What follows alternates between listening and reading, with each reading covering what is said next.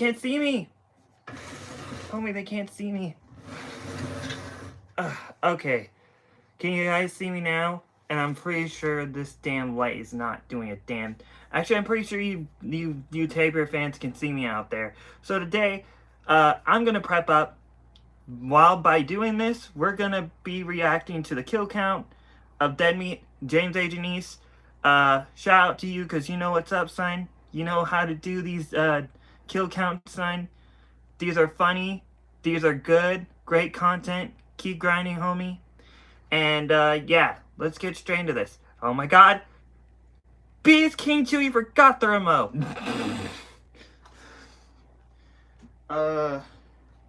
Yeah, like what she said. I really forgot the remote. Hold on. Okay. I got the remote now. Good. Hopefully you I don't think they can see me.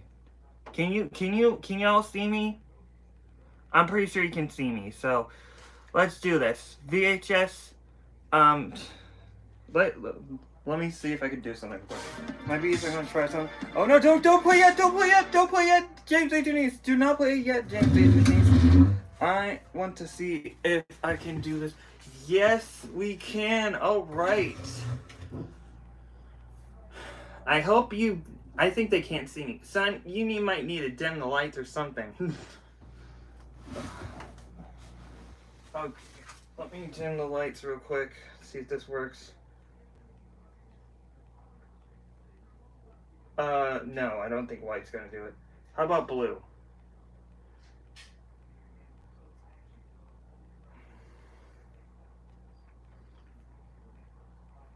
I think blue might do. Can you all see me? Hey, chat, YouTube on chat, can you all see me? Can you see me? The Tabor herself, me? I don't think they can see me. Hey, can you see me? Hello? I think they can't see me. Screw it. Actually, let's do white. Let's try red. Oh, that's not red, that's purple. Son, that made it worse. What are you doing? Can you believe this? What is he doing? Son!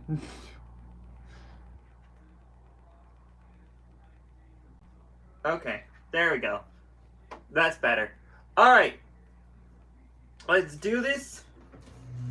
Let's do this. James A.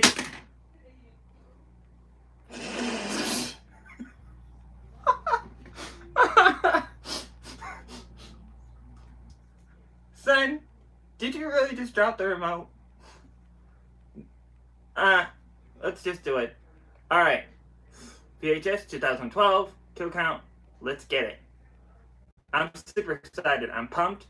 I'm a little bit... No, you know what? I'm really pumped. What's this? Who needs this? We just need to, like, go on the kill count, please. Thank you very much. Welcome to the Kill Count, where we tally up the victims of our favorite horror movies and show you how they were made. I'm James A. Janice. I'm Chelsea Rebecca. I know Zoran. I've never seen Chelsea Rebecca before. My Tabor fans. Starting with the original VHS, released in 2012. VHS is a movie. No. This isn't going to work all at once. So, how about I kick things off myself, and then I'll bring you guys back for the various segments? Okay. Sure. Yeah, I've got a song on to start, so. Oh, sounds fun. I'm gonna go see. Yo, can you see her? Can you see my Tabor? Hold on. Son. Mode? Oh, shoot. Okay, I did not mean to do that. What am I doing? Oh my god. I can't... Let's do white. No, wait, hold up.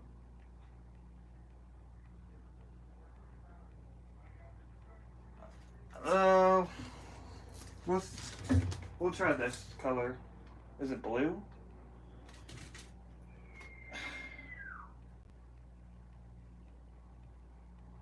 the heck is going on with this thing? You know what? We're just gonna... I don't know.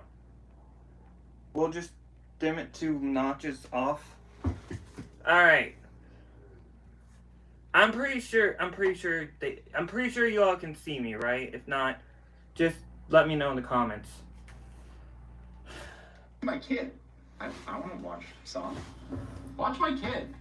VHS is an anthology horror film, meaning it's comprised of various. That's exactly what it is, son. We've counted the format I was surprised, son.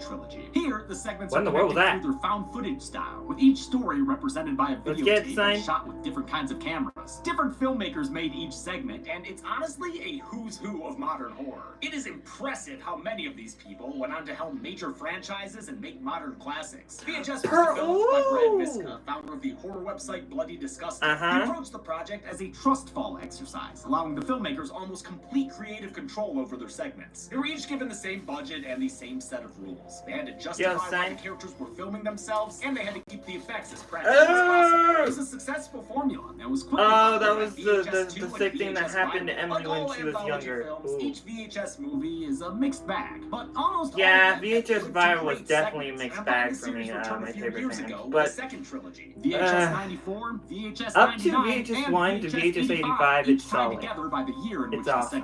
But VHS Viral, there's only one segment I liked about it, which was Parallel Monsters. VHS Beyond, that's exactly why I'm prepping up for that one sign. Like, this is why I'm doing it. But it's just overwhelmingly rapey, to be honest. To be clear, I'm not accusing any of these filmmakers of condoning that behavior. These are clearly characters who are meant to be despised. It's definitely a movie from, it's kind of about the male gaze. But the repeated sexual assaults and harassment feels extra gross and hard to watch because of the found footage aspect. It makes the segments feel like videos uploaded to the nastier parts of the internet. And yeah, the bad guys eventually get their comeuppance.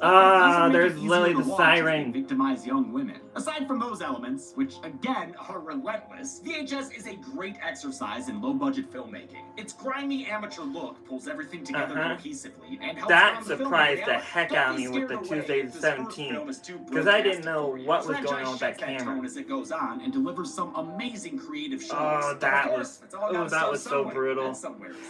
How many home video homicides will this collection contain? Let's find out and get to the numbers. Oh no, kills, my bad. Come on, Flakey Queen Winter, get your head in the game. It's the color of VCRs and infomercial order screens. Some asshole is secretly recording a sex tape and gets in trouble when his date notices, since, that's a fucking crime. The video's been mostly taped over with the antics of him and his shitty friends. They spend their time searching for asbestos and these people on VHS 1. They deserved it. They deserved it. They're like a non-lovable. They had it coming. I didn't care for these characters in VHS 1. This group makes money selling the trash to internet pervs, but leader Gary, he of the trash stash, is dreaming of bigger scores. He says an anonymous client has hired them to steal a videotape from a spooky old house. When they get inside, they find a room full of TVs being watched by the homeowner, who's become a couch potato corpse. Some of the guys start searching the house, including in the basement, where there might be someone running around.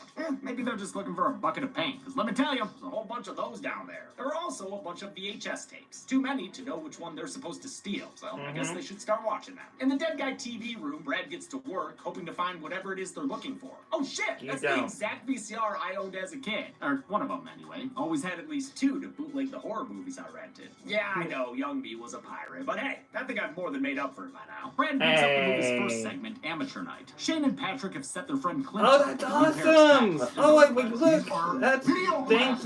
Thank you, James A. Denise. I like how he knows it's an anthology, so he puts the title right when it begins. Amateur Night. Yeah, let's get it. Again, is a crime. I think this segment is great, but it is rough getting so frat-core again right off the bat. What salvages it is the acting, since all 3 guys feel so real. Shane as the alpha ringleader, Patrick as the hyper-drunk jester, and Clint as the spineless friend who goes along with their plans. They get rowdy with the help of a bartender played by Nicholas Tikoski, who co-wrote this segment with director David Bruckner. Bruckner would go on to make The Ritual, The Night House, and the 2022 Hellraiser. Oh, yeah, that was a good one. That was a good Hellraiser movie in my opinion, man. Jamie Clayton just killed it as Pinhead in that. Oh my god. What was that? Yeah! Wait, what? The group's antics eventually get them kicked out, so the boys drunk drive back to the hotel. Here's the Lily and thing. Lisa Why would you head pick to up her room and someone start to with get a grabby with zipper her dates. Lily doesn't on their like Flake's head? friends very much. On their forehead, son? What are you, like a fucking That is the addict? stupidest She thing you only could has have ever those big done. eyes for one guy. I like you. Although, did she just You read on know the camera? something's She wrong, knows like, there's a camera, dude. Well, they used These actual people were camera glasses dumb when for they shots in front brought of mirrors. the device siren only chick recorded to at their 15 frames per the second, motel which looks room. like shit. For all the other Why shots, did you they bring built a her? helmet rig to use with a real camera, then You tried all- to match the I glitchy can't aesthetic in believe it, post. man. The hidden Ugh. cam adds to the tension. At of least this one of their incredibly friends knew something was up. uncomfortable scene. So does the perpetually cackling Patrick. But here's the thing, you should know something's up when His you laugh is like those see fucking firecrackers in that it scene from earlier, Boogie like Nights. when you A see the constant, zipper obnoxious on her background forehead. noise that keeps That's everyone when on you edge. know something's Great drunk wrong. acting by Joe Sykes, which might come from exhaustion, since Ruckner had the actors do 20 or more takes to get them loopy. Lisa passes out, but that doesn't stop Shane, at least until his friends tell him to knock it off. She's done, dude. She's done. Don't do it. Stop now. Good job, guys. You have cleared the absolute lowest bar for human decency. Oh, wait, you're still secretly recording chicks. Never mind. Drunk and horny, Shane pulls rank and steps in on Lily instead. He strips her completely. You really should naked, not do that. exposing her See, this freaky is- feet in see, the look at process. the- You don't seem to mind. Lily flips the script and takes control of the situation, grabbing Clint for a lick and an invitation to join. Patrick wants to get involved too, but Lily says no. While cowardice Clint runs to the bathroom, Patty Boy See, this strips is down what and you tries don't to join do. anyway. He's quickly taught that no means no. She really just fucking bit me. Jesus Christ. Yeah, dude, and that's only the beginning for your stupid naked ass. They watch as Lily's back gets gross and she lays into Shane. Not in the way he wants either. She straddles him while she tears him apart. Then she sticks her foot in his mouth. Careful, Lily, some dudes are into that. Finally, she yanks him off the bed to finish with an off-screen mauling. He's dead. He's dead. Yeah, good riddance. Clint hides with Patrick, who arms himself with a shower rod. When they emerge, Again, Lily's that doesn't do really anything. feeling Why would herself you with get a disturbing shower dance rod? number. It Pat doesn't do interrupts it, anything. earning his own Why would you 44 get a shower rod sesh. to actually She's take down flipping this out, so siren happy. chick? Wow. You need some holy water, son. Clint escapes the room and makes a run Oh for it. my Takes a tumble goodness, down the man. stairs. It breaks his wrist right through the skin and leaves him waylaid for Lily. That was Freaking so out of dumb camera, for phone one of don't these stop. characters to She do. gives him Let a me get glimpse this of shower her rod to shoe fight this siren chick. That will Looking stop like a her. Nazi with an open head wound. English actress Hannah Fierman's unsettling performance Now look at absolutely makes this segment. She'd reprised the role of Lily in you're now Silent, done. a feature-length Game over, adaptation son. of Amateur Night. Lily tries to show Clint just how much she Hey, likes the him. siren He movie, rejects her which is advances, causing it's her true to that the crawl siren away movie is and actually cry in a the corner. He full-length flees into the feature parking film lot, for the screaming Amateur help. Night Before he can segment get of any, he's VHS lifted off the 2012. ground and sails through the sky thanks to a fully transformed Lily. Look at her go! To achieve this That shot, is the camera so was placed scary, inside a man. plastic case and floated up with helium Heights, balloons. nah. Oh, is that how they did it? With drones?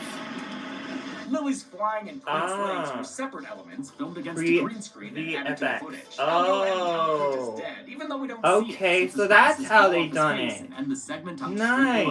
Ah, man, that means we're back with these assholes. In the framing area, Dad has mysteriously disappeared. Yeah, that's Since we never exactly see how him I again, feel, I'll add him to James the A. top right Denise. now as These well. characters His buddy I didn't Rox like finds the from the camera, and beginning instead of this looking for him, VHS takes over movie, tape son. watching duties. He doesn't notice that the dead guy behind him has joined in to watch the show too. Hey, Molly needs a walk and Lucy needs pets. Oh. So. Well, that sounds like a great time to clock out and let you take over for the next segment. Oh, they're Fox doing in the next okay. beginning the So segment's second they're honeymoon. like It's taking a tape break made by from the newlyweds segments. Like Sam and a Stephanie. different Hi. person does the segment This is, while the other one does the task. Cool. Second honeymoon. They're taking a Now romantic Route 66 now road trip, second which James honeymoon and I is did gonna the same be- year this movie came out when he moved to LA. She's In gonna fact, be I doing immediately the clocked second this honeymoon. place as Oakland, Arizona, a one-road mountain this is town amazing, with fewer man. than 100 people and donkeys that freely roam the street. Just like Stephanie, I too enjoyed petting the donkeys. They head east to Williams, Arizona, where they meet a fortune-telling jigglbilly. A printout gives Stephanie a glimpse of her future. A happy reunion with a loved one will make life all that you wanted or dreamed it to be. Also, Sam, take my advice. This is your chance to gamble, and you need to gamble hard. Go play some craps tomorrow. Find a $25 minimum bet table. At exactly 11:07 p.m., you're going to want to place a 2 or 12 bet. Bet at least $100, and then get the fuck out of there. In 2017, the Patriots are going to be down 28-9 at the Super Bowl. Stephanie's Oh played by Sophia man, Cole, Debbie writer, director, knows who's how to done some make Mars you and laugh, horror man. films, They and know also how the to make you 2019 laugh. Black Christmas. Sam remembers what Really? movie he's in and insists that Stephanie needs to let him film her boobs. Take your sweatshirt off. I have a really good idea. idea. And Sam doesn't stop after This a single segment, suggestion. however, He just reminded me of absolutely has to see the her thingies Kate on Beckinsale movie, Vacancy. It really Dude, reminded at some me point, you've of gotta realize that. your choices, either getting your penis touched or not. So It gave me put that down the vibe damn camera. It when makes him so pretty that second easy to hate, honeymoon although I do sympathize with segment. how It much really he wants to reminds stop at the me casino. of I just really Vacancy. badly want to play craps. Which if I love you craps too. You know what they say. fans of BS King 2 haven't seen that movie, go check it out because Vacancy is really good. By a knock, so Sam checks who their visitor could be.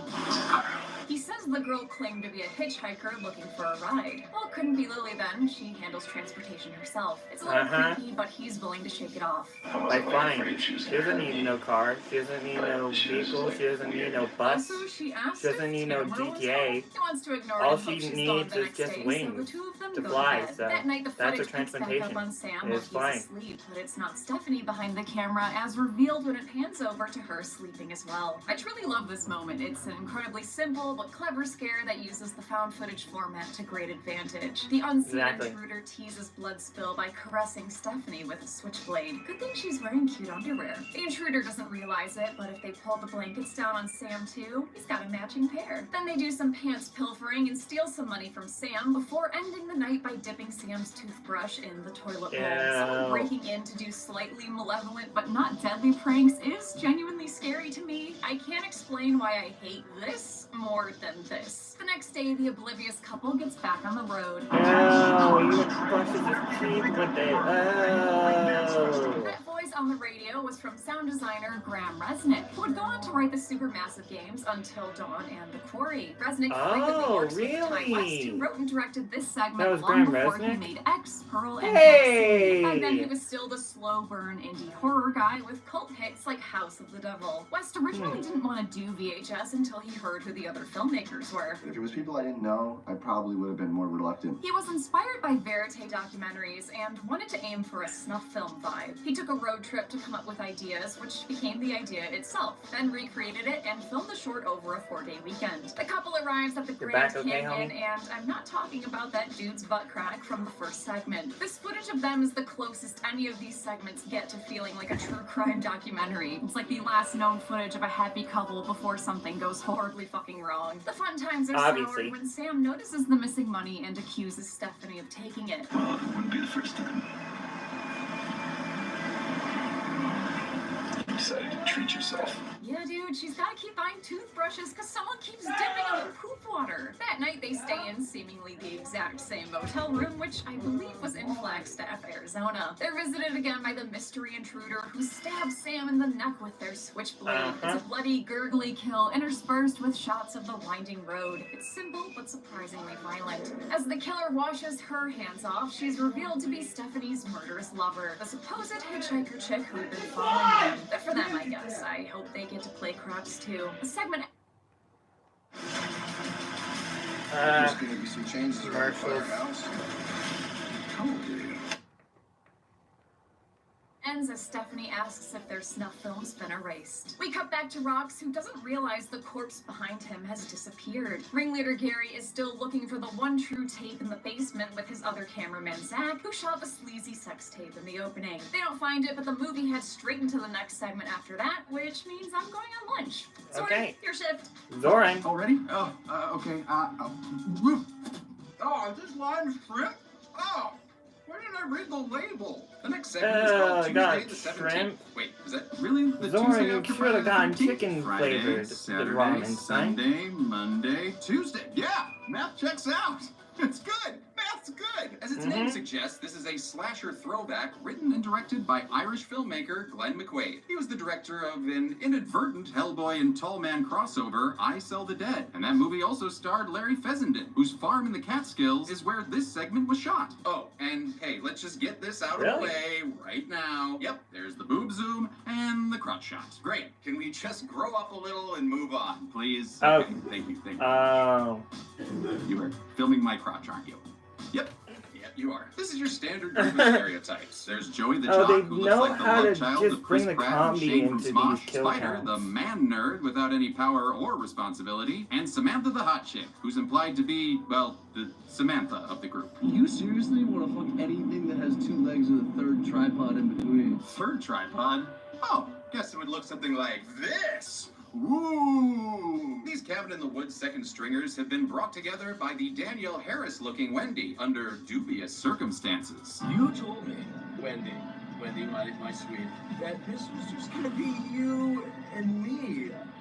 And now you've told her that it's gonna be an all-girls trip. Wendy's actually been to this forest before and mentions that a friend of hers died here recently. And as if to confirm, the camera glitches out to show her body, Yep. surprising the viewer and the corpse itself. Uh-huh. Say what?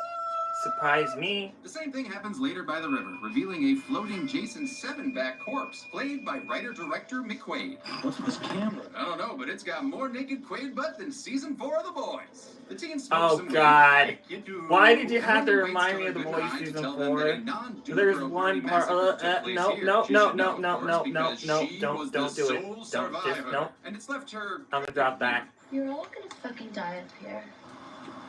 Yep. Honestly, I love that line delivery so much. What? When they press her for details, she laughs it off as a joke, then acts like she pulled a temp fate card in Camp Grizzly and presses Joey to go skinny dipping in the, I guess that's, a lake? Cool, yeah, lake. Sure, we'll go with that. Samantha leaves to take a leak in the forest, and the shitsy bitsy spider tries to film her water spout. And instead of telling him to fuck off, she rewards his voyeuristic videotaping by, I don't know, reenacting Bring It On or something? Prepare for awesome. And she does not disappoint as a figure throws a knife through the back of her head, turning her eyeball into that purple Ghostbusters toy I had as a kid. No, who am I kidding? I still have it. Keep it unopened because then it's valuable and not fun. Having failed to save the cheerleader and thus the world, Spider tries to be a hero by filming the killer, who shows up on video in a staticky form like the hackers in Unfriended Dark Web. The killer's referred to as the Glitch. Don't mention like the an Unfriended old Dark cell phone Web, next to a computer please. speaker. I like Unfriended 1. The Glitch goes Much after more a better. red-legged geek who trips And it's a falls, great which story, results in him great being stabbed characters. repeatedly in the forehead by a bunch of And the artifacts setup for and Unfriended ultimately 1 was pulled just, off screen. oh, Drama fans phenomenal. might recognize actor Jason found footage Shannon in from that. Poltergeist. I, however, Brilliant. do not, because I swore off Trauma Forever after watching their movie Butt Crack. The tale of a butt crack that melts people's faces. And you know what I melted? The DVD of that movie. Fuck you! No, that reminded me of AVGN's video of Power Rangers when he did that. No, sorry. We should just drain that sucker Oh, for that's soccer so practice. funny. Anyway, she tries to get Joey to keep his clothes off. I think we should get back into the lake, fuck each other's brains out, and we could even film it for posterity. Wow, this one really flipped the script. Nice. Wendy says the massacre she survived was done by an unknown evil entity. She admits she brought the group out there as bait, which works since the glitch. Approaches Joey from behind and stabs sorry. McQuaid took inspiration from 80s slashers like Friday the 13th, obviously, as well as The Burning. Oh, Jesus, is that George Costanza with hair? Horrifying. McQuaid wanted it to be ambiguous when it came to what the characters saw looking at the killer. While he's glitchy on their cameras, on set the killer looked most like the one from Torso, with additional inspiration from Blood and Black Lace. Having lost her boy, Wendy flies off into the woods. She tries That to is make the glitch interesting dead in the info, daylight Lauren. with Thank a you for ground that. mouth and an Evan McMillan special. Neither works for very long, and she still can't get this guy on tape. You know, whatever he looks like. Why should I film you? Oh, because he didn't sign the release form.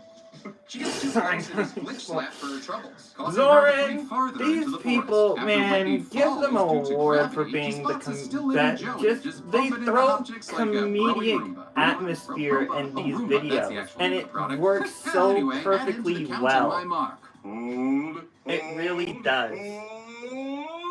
Now, oh, looks like Joey's been canceled again. Send Matt LeBlanc my condolences. The glitch catches up to Wendy, who gives him a Julie Jamesian taunt. What are you waiting for?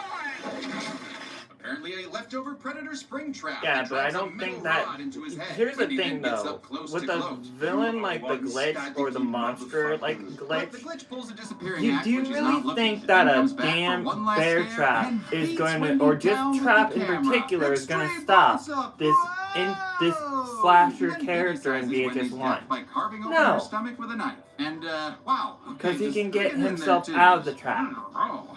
Gross. Sorry, Wendy. You know what they say? Life's a glitch, and then you die. Back in the house, dead Dr. Phil is back from commercial, and oh wait, where'd Rocks go? Oh, come on, is that a kill graphic? Another off-screen death for these douche nozzles? Who earns? Gary and Zach return from the basement with a bag full of fresh tapes. Oh, bro, did you get time cop? Tell me you got time cop! Ugh, then damn it! Gary goes, leaving this Zach McCracken to Tell end me his you got mind time without cop. another tape. But looks like I'm These- on a these- baby duty. Oh duty. man, I'm I gonna can toss watch this back to these my buddy videos Monty. and they still are hilarious. So I'm Yep, it's time for James A. Denise to take I wrote baby. the next segment. God damn it. I'm a good dad. The movie's fourth segment is Here called we go. The Sick Thing That Happened to Emily When She Was Younger. Who titled this? Welcome back, James A.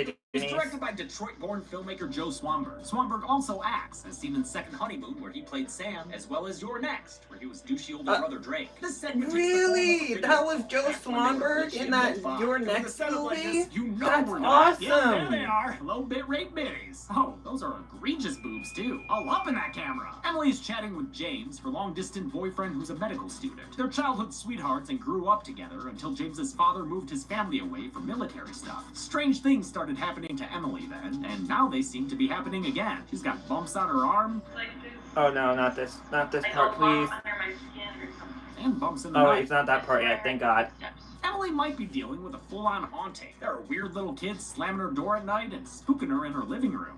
Y'all see that too, right? Yep. Motherfucker, y'all saw that too, right? I love Yeah. how classically scary this segment is, especially when it uses camera flashes. I always find those effective. What up, little ghost boy? Uh-huh. Despite seeing all these things on their calls, James remains a skeptic. And those are not I even mean, I ghosts. They're think I just saw something, aliens. but it could have been anything. The children in this Like, VHS you know, maybe it segment was like a of breeze or the something sick like that. thing that happened to meanwhile, Emily when she continues was to be younger. bothered by It's that lump in her just eye. Oh, they're sick, it's what are you aliens. doing, dude? Oh God! Oh God! Oh God! Oh God! Oh God! Crazy, all right? Normally, when dude characters say that to women in horror movies, they're dismissing or gaslighting. I mean, yeah, dude, that shit's crazy. No, don't do it. Stop. Don't show it again. Oh.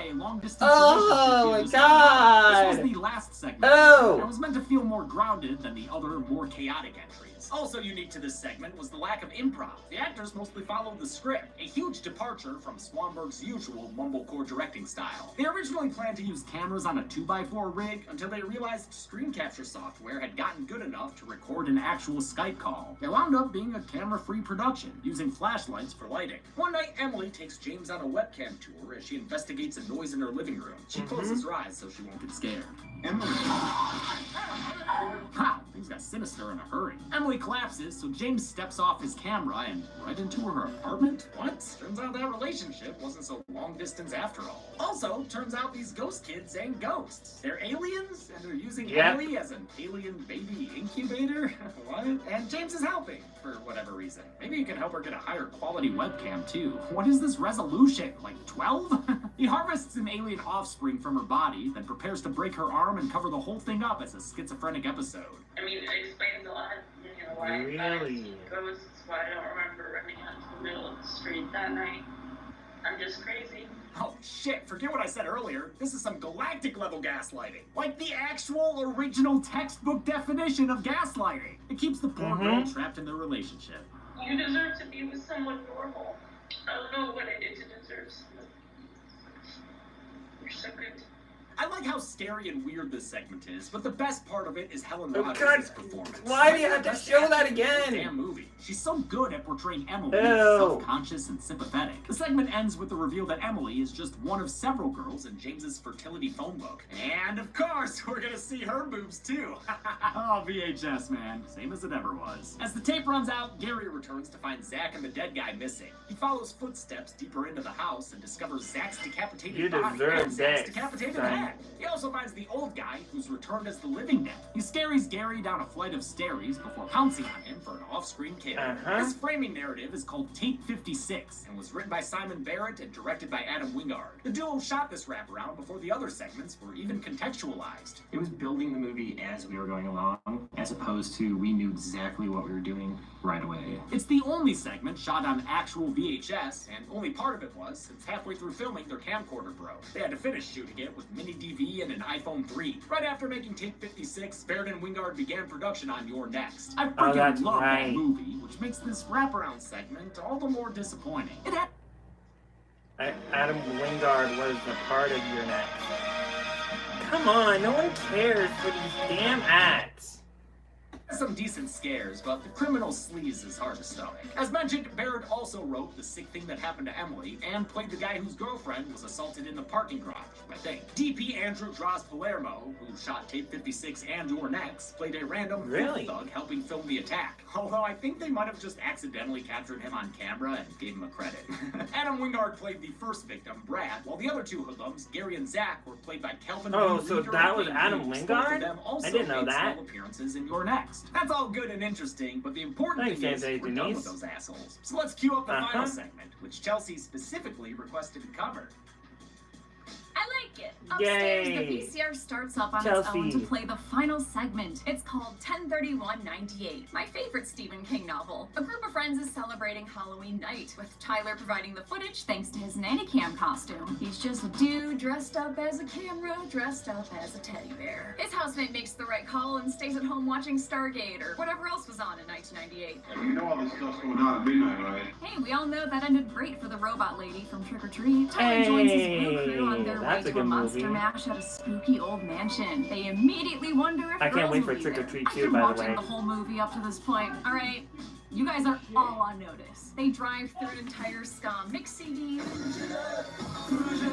But when they get to the house, they find it empty. Instead of assuming they got the wrong house or the party's been canceled, they come to the most logical conclusion that this is actually all an elaborate haunted house that's been set up just for them. I mean, I get it because they think it's really a haunted house, but it's really not. It is not a haunted. Well, yeah, definitely. No, it's not a haunted house. The stairs. Oh, sick! There are girls here. This house in real life is the Woodbury Story House in Altadena, California. It's been used in a bunch of stuff, such as Amityville Horror, The Evil Escapes, Attack of the Killer Donuts, and the music video for Sale by AWOL Nation. This segment features dudes on a night out with a camera. But That's crazy! So the house in VHS 2012 was used for AWOL Nation's music video Sale? That is amazing! Oh, we're good. Great. And by the way, I think that's fine. In I did not know that. That is it works well as a short so. to show what kind of a guy Hold or on. character is when you All right, only have there we 10 go. minutes That's to tell better. the story. That's But when better. it's every I'm single gonna be segment sitting except up here for now. one, it's just kind of exhausting. This sweet but scary segment was made by friends of the channel Radio Silence. Tyler Gillette plays the nanny camming Tyler, while his co-directing partner Matt Bettinelli Open plays Matt. I really miss you, Pirate. Radio And joined Science, with because a Scream steadfast 7 isn't producer, looking Ted good, Lella, too. dressed Like, as the Unabomber, not at and all. Paul. I don't know you, Paul, but thank But you hats for your off to all of service. you Radio on this Silence is YouTube all live over stream. our channels, Who having created want to go Ready see or Scream Not, 7? Scream What 5, and the? Scream 6. In Oh fact, yeah, Tyler's that's hair right. They costume in were a Scream part of 6 Ready or is a Not. nod to Radio Matt's Science was costume a in this part of Ready or segment. Not, which was a VHS good the natural progression from freaking their viral movie. 2010 found footage short, Mountain Devil Prank Fails Horribly. That video is how producer Brad Miska learned of them and is similarly about normal dudes on an adventure that takes a turn. Our focus was to make something about really good, average guys that make the right decision and then get punished for that, unfortunately. They shot the segment in HD, then recorded it onto an analog tape since it didn't feel real until it looked like crap. The group starts to feel let down by that's how actually low-key dope. this So is. they used HD and they also used That's when they hear chanting VHS, coming from upstairs. like They follow to find analog an occult ritual VHS happening in the back attic, for and they this can't help but join in like segment. it's delusion, and this will That's unlock the awesome. story path.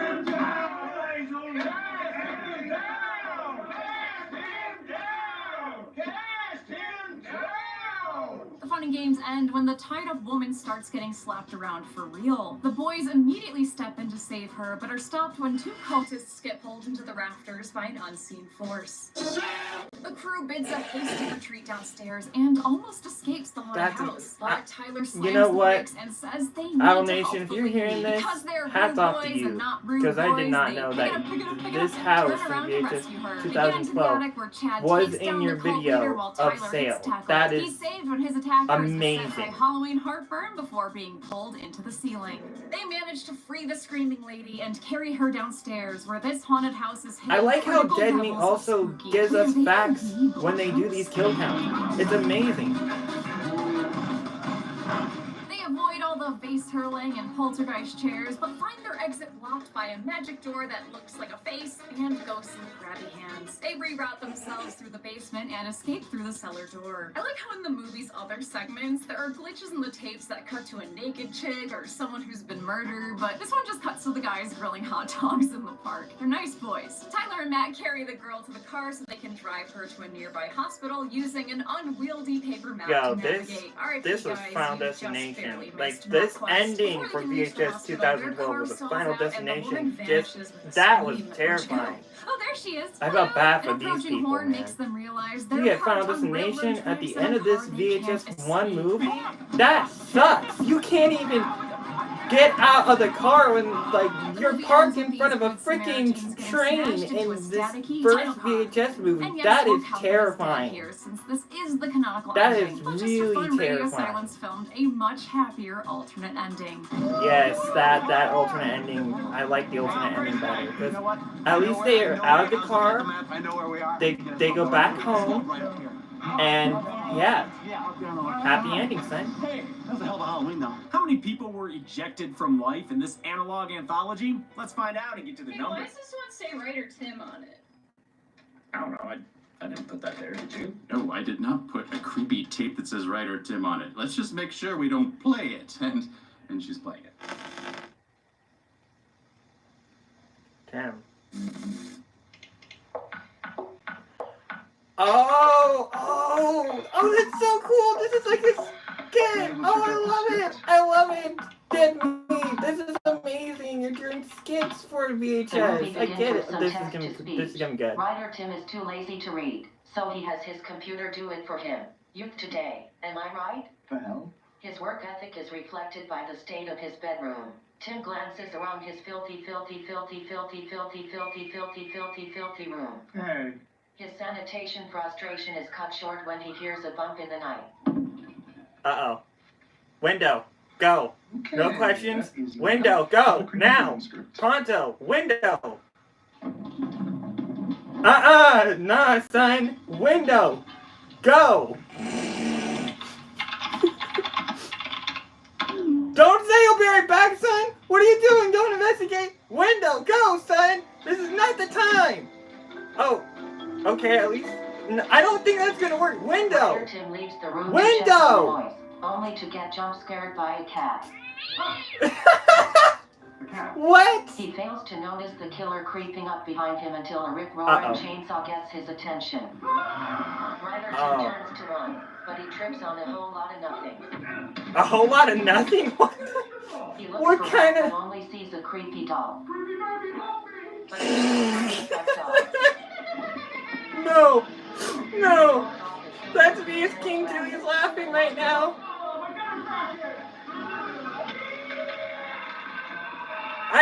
I tried to tell you, window, son. Window. To kick the killer out of the window. Oh shit. There you go. There you He's able go. to crawl his way back into his room. There you go, Bloody Tim. and beaten but alive. You whooped his Until ass. He's tracked down by that pesky cat. This is a good skit, yo. This is funny. I can't. Off-screen feline fatality. Feline fatality. Oh my god. 22 people died in VHS. The victims consisted of 19 male victims and 3 female. Stop, son. Oh god.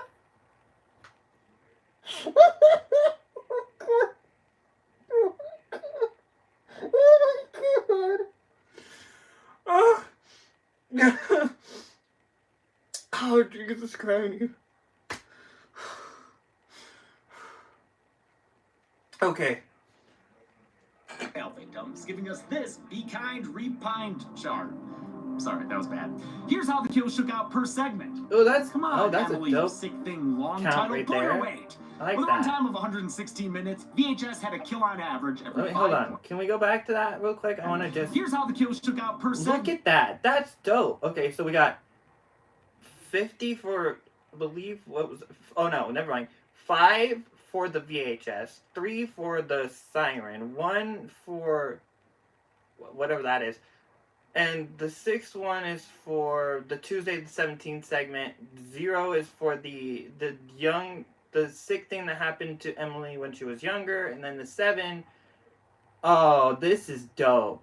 Good James A. Janice, man, you are great at what you do. Come on, Emily, sick thing, long That's title, dope. pull your weight. I like how 116 minutes, he VHS uses had a kill on images average every 5.27 for each minutes. segment from the And with VHS 6 segments, 2012 including the for this wraparound, kill the count. movie had an average Way to of go, man. 3.67 kills per segment. We'll give the Golden Chainsaw the coolest kill to Shane. It's a fitting end to a Yeah, decent okay, character. okay, It's I'll like give you the that, film's James A. coolest Janice. monster. You Don't can mention it for take Ramus the kill, Golden go to Chainsaw for Brad, that since one. none of those a-holes should go out as peacefully as an off-screen disappearance. Uh, And that's well- it. VHS came out in 2012 and was quickly followed by a sequel. We'll look at that in 2 weeks with something else in between to clean the tape head. Until then, I'm James A. Janice. I'm Chelsea Rebecca. I'm a man who actually had this haircut when he was in 6th grade. And this has been the Kill Count. For the next Kill Count. You are cordially. Oh my god, they do have a kill! Oh. Okay. Sorry. Alright, let's get to this next one.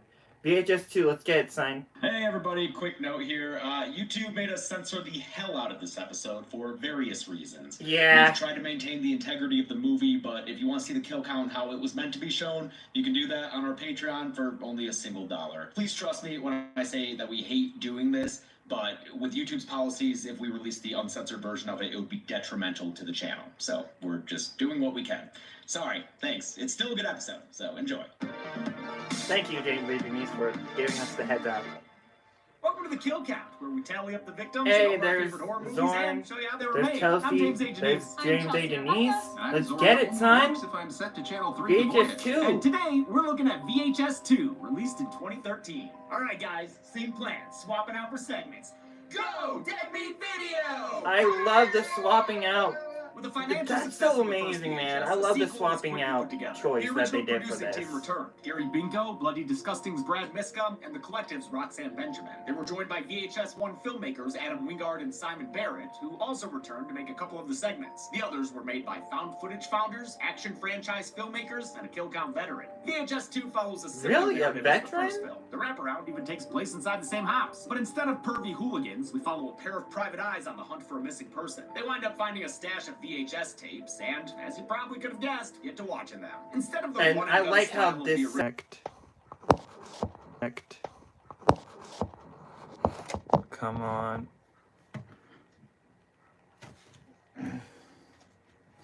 Okay. Sorry about that.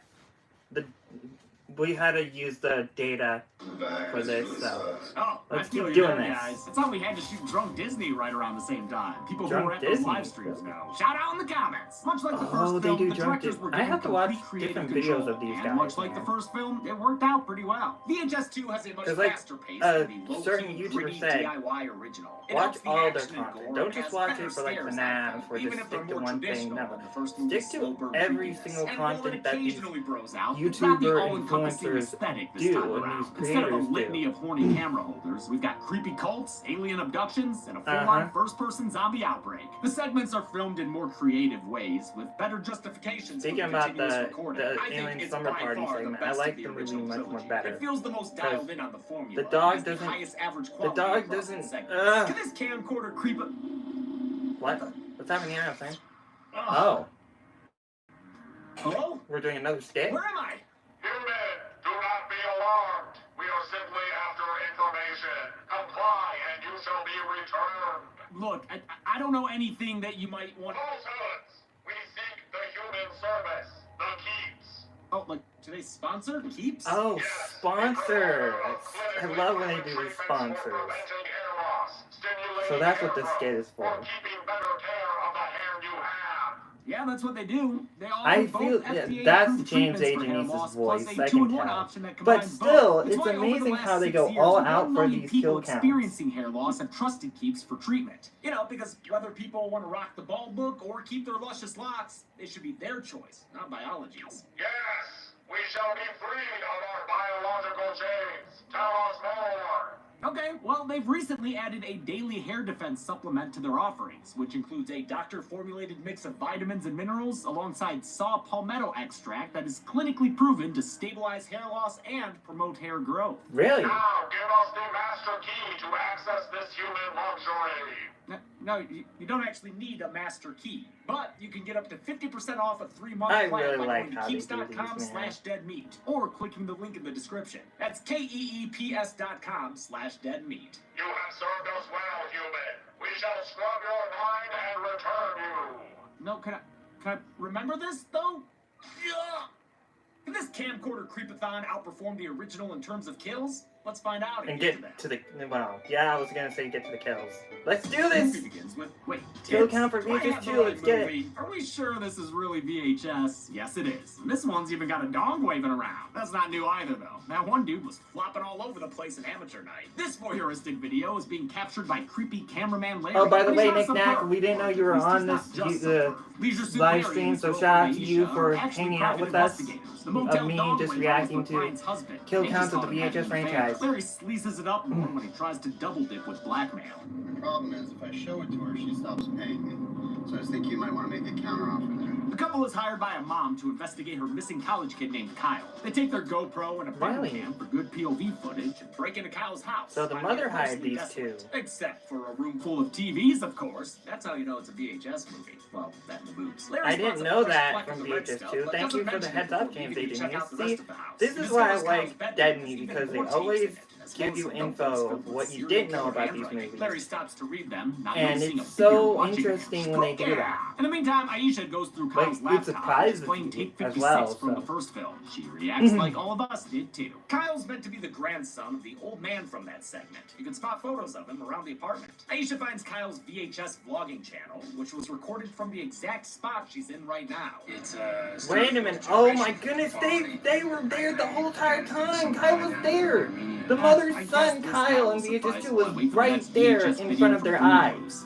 Well, not really in front of their eyes. They were already too late. That unknown figure walks in to join her. The first tape, Phase 1 clinical trials, links to life. Yeah, because that was Kyle, wasn't it? Black Mirror-esque ocular It was implant in the eye socket of a guy the named mother's Herman. son, He lost his Kyle, original VHS eye in 2. a car accident, They and had agreed to have Kyle his this whole entire experimental one time. put in. His If doctor you warns him that two there may people be just technical look behind glitches. you, Oh, you and could have also saw the that company and that just made it get will him out of monitor and there. record everything he sees. And you would get that So reward. you guys are going to sit around and watch me take shits?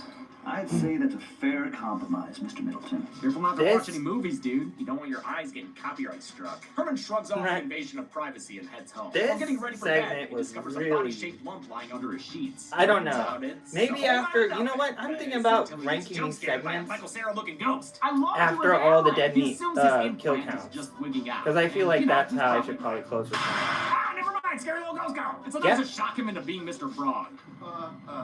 Hello?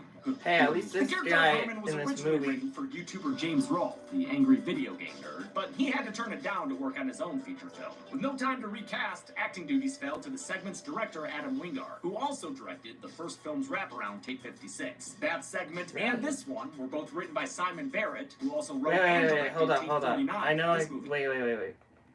The character of Herman was originally written for YouTuber James Rolfe, the angry video game nerd, but he had to turn it down to work on his own feature film. With no time to recast, Herman. acting Oh, duties fell to the segment's director Adam Wingard, who the also name tag directed in the first Angry film's Video Gamer wraparound, movie Tape that 56. his boss That gave segment him. and this one were both written by Simon okay. Barrett, who also wrote and directed Tape 49, this movie's wraparound. Wingard wanted a more ambitious found footage idea, in contrast to Tape 56's gritty authenticity. He was inspired to go high-tech after reading about a guy with a camera implanted in his eye. With the help of production designer Tom Hammond, Wait, that he really developed happened? Herman's character as an idiotic version of Wingard. He's a video game dad who only recently came into money, hence his messy but lavish home. I did not know that actually happened. A version of me if I just suddenly had millions of dollars overnight. The next morning, he finds a young woman at his front door. This is Clarissa. She was at the hospital yesterday and saw Herman's robo-eye. She says that she knows what he's going through and that she's here to help. Do you have any beer? And have a beer, I guess, but mostly to help. I'll just take a beer then. You can have a beer later. Just give me a beer. Okay, goddamn. Oh man, I love the interaction with James H. and Niece, man. He's just so funny. This channel is so funny when they do their kill counts. Like, they always take comedic atmosphere into it, and it works so have their perfectly implants well. that heighten their senses. The more you interact with them, the more they can do the same. That sucks when there are naked ghosts like Clarissa's uncle hanging around. Man, put on a sheet or something. Thankfully, now that she's got her beard, Clarissa can help the Herman. I know how to make him go away. Alright, cool. What you got? Some kind of ghost repellent or... Oh, you're showing your boobs. Yeah, probably should have guessed that by now. Herman doesn't mind and sneaks into the bathroom afterward to put in a request with his ocular overlords. I want a copy of that footage. Like, I want you to put it on a disc or something, but don't watch it. While the chip in Herman's eye was achieved with a contact lens, shooting his POV proved to be a challenge. Wingard shot with a red Epic camera on a body rig that sat on his shoulder. It was a little unwieldy, which is why he sometimes has to go through door frames sideways. Whenever Herman's looking in a mirror, it's actually a composite of two separate shots. One of the mirror with tracking marks on it, and another of Wingard matching his own performance. I still don't 100% understand how it worked. To me, that shit seems like magic. Wingard was apprehensive about doing VFX, but he forced himself to learn, knowing it might come in handy later in his career. That prediction turned out to be very true. His most recent films were the last two Godzilla Kong movies. Herman soon finds that same lumpy shape in his back. I still need to watch Godzilla x Kong. Nope, scary little ghost girl. Damn it! Fear and panic ensued, during which a supernatural force drags Clarissa through the house and into Herman's fountain-sized pool, his water feature. He tries his best to get her out, but he's unable to save her before she drowns at the bottom. R.I.P. Clarissa. You know, for the record, your eyes were just as pretty as your boobs. Herman runs inside and is beset by ghosts in the living room, in the bedroom. Oh man, they're everywhere. It's not spelled out in the movie, but I think this duo might be the other victims from Herman's car accident. Or maybe they're just random fucking ghosts. I don't know. The segment keeps it ambiguous. That Herman could be is a cornered theory, in battle. James He decides Adrian. to saw trap himself and take his eye out with a Sweeney Todd razor. Impressively and disgustingly, he goes through with it. But just because he can't see the ghosts, don't mean they're not there. The elder spook grabs his implant and kills him by feeding him his electric eyeball. Back in the wraparound, Bangs Ahoy doesn't like what she saw. It couldn't have been real. Wait, I'm sorry, did you just say it couldn't have been reals? Couldn't have been real. Okay. Aisha and Larry watch more of Kyle's vlog, where he says that viewing his tapes in a certain order can have effects on your mind. Kyle is played by Elsie Holt, who appeared as Lambast in Wingard and Barrett's You're Next. Larry wants to keep combing through Kyle's creepy journals, so he tells Aisha to keep watching The the actor who tapes. played and as just Kyle like, in try not to VHS2 get was in clobbered, You're Next. okay? That's awesome. Oh, and fun fact Yep. about Kelly Abbott, the actress that plays Aisha. She's actually written video games like Disney Illusion Island and the underappreciated Battletoads reboot. Really? Is that me, James? It's Zoran's time. James? Well, I guess I'll do the next one. Aisha pops in the next segment, A Ride in the Park, which is filmed using GoPro cameras. I didn't know Cyclist Mike Aisha Sullivan has a was couple on his the helmet and handlebars, actress who which plays gives us as various Aisha angles in as he ditches VHS2 having was breakfast with his horny the one who gave us the reboot of Battletoads. Oof, sorry, sister. The only bangeranging he's interested in is this sweet dubstep track. His ride is cut short when he comes across a... Oh, wait, is that a Doublemint twin? No, it's just an injured woman. Mike tries to help. Yeah, maybe don't squeeze her injured arm, man. Don't do that. Well, it doesn't matter anyway, because this lady's in a bad way. Reverse feeding herself some chocolate pudding. She's been attacked by this horde of shambling Zedheads, which turns Mike into a not-so-softly speaking Teddy Roosevelt. I got a big fucking stick! Thanks to what must have been a zombie bite, the woman's been infected and turns into one of the undead, putting her on the count. She chomps into Mike's throat before he manages to gain the upper hand and beat her with a Black Adam. Rock. And just a reminder that post-infected zombie deaths are counted as separate kills. You know the drill by now. Mike runs off as the zombies approach. Hey, tie those entrails or you're gonna trip. He tries to stumble to safety in the woods only to give us a first-person Team America reenactment. Damn it, Gary. Mike eventually collapses and dies from his injuries, meaning, ho, thank Romero. We're about to have a zombie POV movie. Hell yeah. His body is found by a couple of bikers wearing green screen outfits so that we can key in fun t-shirts. Ooh, Big Johnston in life forms. That's so obscure. These two are probably the most helpful and mature people you could hope to help you. So it's sad when Mike gets cheeky with the guy. Mike attacks the woman as well and bites her leg before she's able to run off. Now, since Mike's a widowed newborn baby zombie, he doesn't know not to eat his own arm. Stupid. And that's a wallet, silly. You can't eat that either. You're so cute. He eventually develops the proper taste for finger food and starts helping himself to a little human haggis. Some chest chitlins. Just, fucking guts, man. Mike is eventually joined by the other biker who zombified off screen in the woods. Now we're all friends. Mike, Josh, and Heather then aimlessly wander the woods without a map. Wait, wrong movie. But the right filmmakers. That's right, this segment was co-directed by found footage forefathers Eduardo Sanchez and Greg Hale, who made The Blair Witch Project. Hale was the co-producer, and Sanchez co-wrote and co-directed that Citizen Kane of found footage. Like The Blair Witch, Around the Park was filmed in Maryland, near where Sanchez lived. Set activities included pushing over a tree and then getting hit in the head by Eduardo said tree. The short has a darkly Sanchez hilarious is cut the to one that camcorder did footage from a the nearby segment kid's for birthday party, where the birthday girl is played by Sanchez's VHS2, daughter. which is Barely called... blown out the candles before I the can't two remember which feeds one this one's converge and it called. becomes a dead man's party. Who could ask for more? Well, Mike, for one, as he gifts himself a little flesh present. But not like a gross thing like a fleshlight.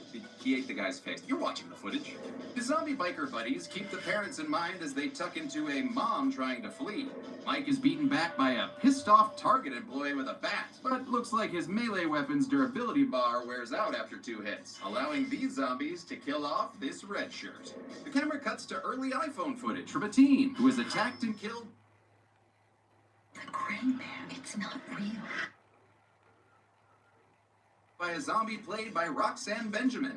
Benjamin produced the first 2 VHSs and would later direct segments in fellow anthology films Southbound and XX. Meanwhile, Batter Dad was played by Ryan Scott Thomas, who played Officer Kennedy in President's Day, that low-budget slasher covered on the channel before I worked here. Oh, and a new Blu-ray just came out that features the kill count as a special feature. Yeah, well, there's also a kill count on the new Dude Bro Party Massacre Blu-ray coming out in October, huh? See? I could do fun free promotion as well. Nice, man. Yeah. Friends. A family dodges into a caravan as Kiss the Cook sticks Mike in the face with a meat fork. Holy fork and shirt balls! He continues to attack, but is stopped when he catches a glimpse of himself in the window. Like he's a freshly leaped Dr. Sam Beckett. Al, will I ever leap home? Nope, as he is shot by a boomstick boy who then takes out 2 other zombies with a pair of headshots. He runs out of ammo, though, and gets killed by a 3rd. Mike surveys the damage, which includes a background extra killed in the chaos, and then he finds a teddy bear to have a picnic with. But beneath the trees, he doesn't see this car!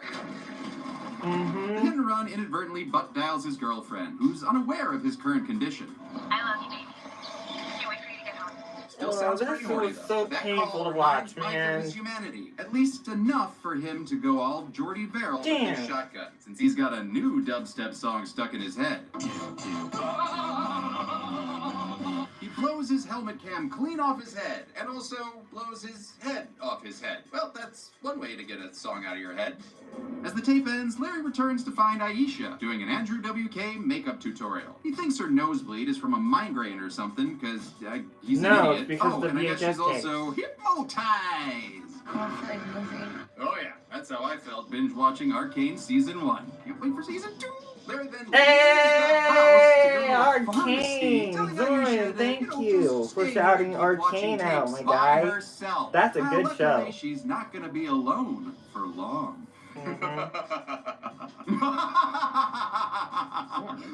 You okay, dude? You have a nosebleed. Oh, it's probably just a migraine. I should go to the pharmacy. You just stay right here and watch some tapes by yourself. Okay. Feel better, buddy. The 3rd segment, Safe Haven, follows a documentary crew in Indonesia I really and is like quite how they possibly set up the these. best segment in the entire VHS franchise. The filmmaking team consists of producer Lena, her fiance Malik, Malik's best friend Adam, and cameraman Joni. They're investigating a cult known as Paradise Gates. They've been invited to visit their compound by their mysterious leader known as Father. They promise a neutral depiction to gain access, but also have hidden little button cams to keep filming at all times. It's a great way to sidestep the issue of characters continuing to film as shit gets wild. The process of having those button cams is so that it's constantly recording, and so the characters themselves completely forget that they're wearing them. The team meets their contact, who calls herself Madam, and are led on a tour of the compound. It's full of creepy photos and Blair Witch stick figures. Oh, and security cams. Great. Those will come in handy later. Further underground is a whole community of cultists, with classrooms to teach children in their beliefs. Safe Haven stands apart from the other segments thanks to its extensive use of Indonesian dialogue. It was co-written and co-directed by Indonesian filmmaker Timo Chayanto, who approached it from a horror perspective. His co-creator, Welsh Welsh filmmaker Gareth Evans brought a more action movie sensibility. Makes sense, since Evans is probably best known for The Raid and Raid 2. He'd revisit cult horror with 2018's Apostle. They shot this segment over 12 days in Jakarta, using 4 or 5 different locations they had to make look like a single compound. Their cinematographer, Abdul Dermawan Habir, was highly inspired by Rec, and had to sort of play all the characters, since he was the one wearing the camera most of the time. The crew is led to Father's office to begin their interview, but Lena suddenly starts feeling sick and has to step outside. She's cornered in the classroom by Madam, before she's rescued by Adam, who interrupts all that boring culty pablum. Back in the office, one of the cameras starts dying, so Malik leaves to grab a new battery. While going through the equipment, he overhears Lena talking to Adam through a video feed from her hidden camera. He learns that the two are having an affair, and that Lena has become pregnant with Adam's child. He's the Farkas, and he's my fiancé. She intends on telling Malik and raising the child without Adam, who storms off in anger. Meanwhile, Joni and Father are just kind of hanging out. It's not a comfortable kind of silence, though. It's straight up awkward as hell. Their chill sesh is interrupted by the chiming of distant bells. Father jumps into action, broadcasting on his intercom about the time of reckoning. When Joni interrupts him one too many times, Father strips down and attacks him with a box cutter. He stabs him in the neck and then slits his throat. R.I.P. Joni. You had a real nice head of hair, man. Father's announcement has kicked off a buzz of activity throughout the compound. Lena sees the classroom kids enjoy... went back.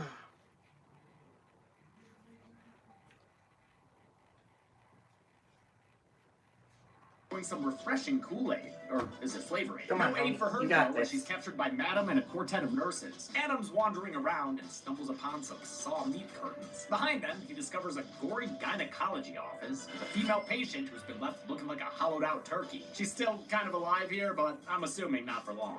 He escapes and finds that classroom now full of bodies. How'd they die? Well, I'd love to tell you, but I also don't want this to get age-restricted and ruin our momentum right now. Thanks, YouTube. Malik runs back into the compound to try and save his crew. He comes across a room full of dead cultists when one surviving member is shotgunned down right in front of him. When the attacker turns his attention to him, Malik fights back and manages to take his face off with the weapon. He's soon captured by more armed guards, who knock him out and drag him away. Adam eventually finds his friend at the end of a line of other holdouts who are being executed in turn. Adam's unable to help as the guard paints the walls with Malik's brains before using his own to cover the ceiling. Adam is drawn further inside by the sound of Lena screaming. She's being carried underground by the Madam and her nurses, all led by a giddy, bloody father. Adam arms himself with a broken pole and goes after them, only to get knocked back by an explosion. It releases some kind of ceiling crawler. Hey, that thing looks cool. Okay. Bye. Father walks out to greet Adam, looking like the little bloody boy from When Evil Lurks. He starts muttering and convulsing before he explodes into a cloud of blood and guts. Whoa, that was unexpected and awesome. Adam wades through Father's remains and reaches the cult's sacrificial altar, where Lena is being held by Madam. Adam charges at Madam and knocks her to the ground, then proceeds to beat her to death off screen. He then gets to work on her assistants, who I think are dying here. I mean, they look pretty messed up, and the dude is literally ripping their hands off to get them away from the altar. Adam tries to rescue Lena, but notices something pecking at her pregnant belly. Whatever it is cuts its way out, killing Lena. Adam gets the fuck out of there as a horned beast emerges from his lover.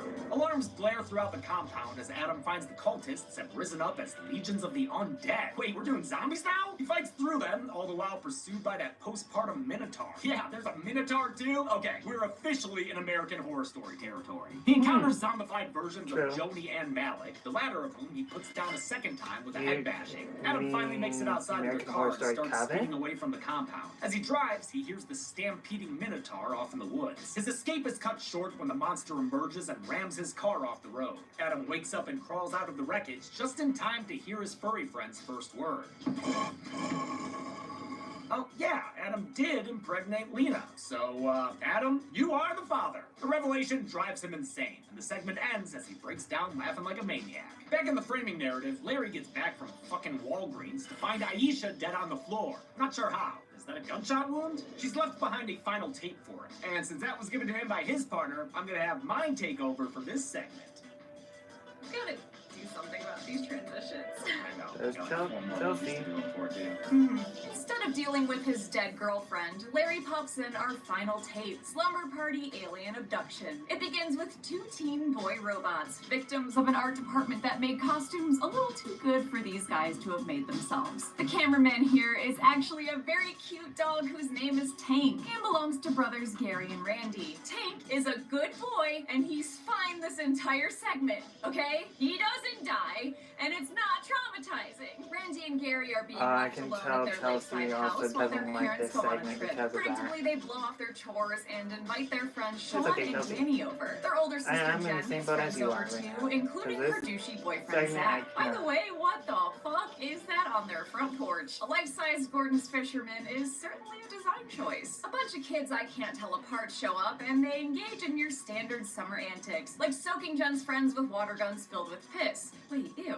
It does feel like a cosmic injustice that these kids never get to play Fortnite. We see a glimpse of an alien early on, but he says, never mind after how sick that cannonball is. After they put the most loathsome child in a dog crate and leave him as a sacrifice for the Gordon's Fisherman statue that comes alive at night, they return to tormenting Jen. And then aliens drive a freight train into the house.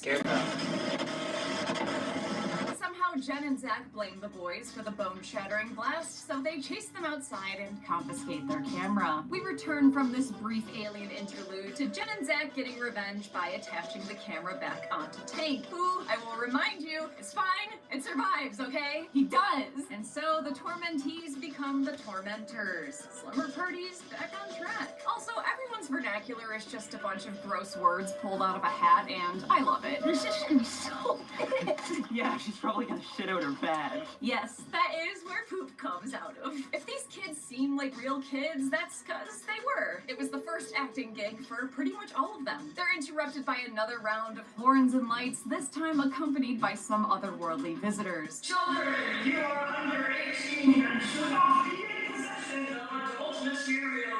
Zach arms himself and investigate, only to get tackled by an intruder. When Jen goes after him, more otherworldly party crashers pounce on the boys. We're treated to a claustrophobic POV as Gary is dragged in his sleeping bag into the lake. This one shot here is the perfect example of a less is more style scare that's often the highlight of a VHS segment, especially that transition to there being water in here all of a sudden. This was the last thing filmed for this segment, and while shooting it, the police showed up. The kid actor's dad had to explain everything to the cops, including, I'm assuming, the fact that aliens are real. Good boy Tank, who is fine, manages to get out and join Jen and Randy, who've so far evaded the extraterrestrial attackers. Jen finds Gary, who drowned while he was trapped in his sleeping bag. But hold off on the kill graphic, because in a race against time, they administer CPR to their brother as aliens crawl down the dock towards them. They manage to revive him just in time and run away into the surrounding forest, pursued by 3 aliens who are another planet's radio silence, showing up at the wrong place for a Halloween party. Slumber Party Alien Abduction was directed by Canadian filmmaker Jason Eisner, who also did Treevenge. Watch that kill count. Eisner co-wrote the segment with longtime friend John Davies and based it on a childhood fear of aliens after watching Fire in the Sky. Eisner and Davies previously collaborated on the Grindhouse trailer Hobo with a Shotgun, which they later adapted into a feature film. They did the same with this segment in 2022 with the feature-length Kids vs. Aliens, which was nominated for a Prime Rib for Best Kill. The siblings manage to evade the invaders until Tank decides to start yapping at them. Tank was played by Eisner's family dog Riley, who was well-behaved but didn't take direction very well. Halfway through their 4-day shoot, Riley ate too many hot dogs and was too full to film. Relatable. They made a puppet to replace him, and most of the canine POV shots from the latter half of the short are done using an elf doll. Kinda like this one. I had to give him a fashy buzz cut because Molly kept eating his hair. The kids run towards what appear to be police sirens until they disappear and are revealed to be more aliens, who then capture Randy. Is impersonating the cops a felony on every planet? Much to think about here. I won't put alien abductions on the count, by the way, since they might be keeping them alive for science experiment purposes, and this isn't a capture count. Jen and Gary run to nearby stables with the aliens close behind. Gary manages to climb into the rafters, but Jen doesn't make it as she's swarmed by gray men. Upstairs isn't much safer since Gary is pulled through the roof by a tractor beam, clutching his camera dog by the paws. He eventually loses his grip on Tank, but then Tank survives! That's the end! The dog's fine. This is actually the last shot of the movie. Kind of a departure from the style and an abrupt tonal shift, but I respect the director's vision. This is a real thing that actually happens in this. Don't fact check it. For absolutely no reason, I feel the need to go hug Molly. So, hun, can you? Yeah, you're thinking about that dead dog, aren't you? Tank is fine! We're back with Lonely Larry and his dead girlfriend. Womp womp. He decides to go ahead and finish Kyle's vlog, where after a YouTuber he signed off, thanks for watching, Kyle suddenly finds himself with a lot of jaw pain. That's what happens when you don't say be good people. Larry continues watching as Kyle stumbles away and hides from, wait, Larry and Aisha walking in a few hours ago? Guess that explains the blood Larry found earlier. Aisha suddenly sits up, which Larry seems weirdly nonplussed about. Dude, your girlfriend's a zombie. The undead Aisha attacks him, and a neck snap only makes her scarier. Larry hides away in the bedroom closet and manages to shoot her when she shows her face. But the real threat is Kyle, who's chilling in the dark with it. The Gurgly Boy ends the movie by strangling Larry to death. Then he boosts his engagement by giving this video a thumbs up. Like and subscribe. How many direct-to-video victims were sent direct to hell? Let's find out and get to the numbers. There's no tape.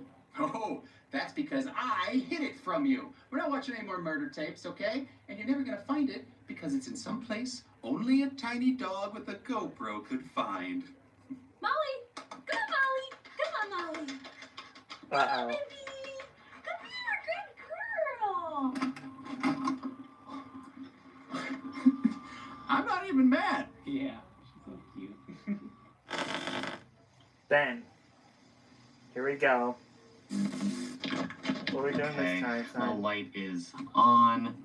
This is just in case something goes wrong, or if James and Chelsea ever decide to fire me. James has concerns about how the Willy Wonka kill count will do, so he has sent me to buy views for the day of release. Cool. Oh, fuck, they're here. Okay. If anything happens, tell Ryan Johnson I love him. What? What's going on? Hi. Hey, I'm Ben. No real names. Okay. I find it's a lot better in case things get, crazy. Not that anything will go crazy. I mean, we have a professional What's going on? employee here. I know the channel. Oh, yeah. Yeah, I used to watch your videos all the time. I think I was even subscribed at one point. But hey, I totally understand. Sometimes you gotta buy some views. What's going I on? actually have a channel myself. Cool.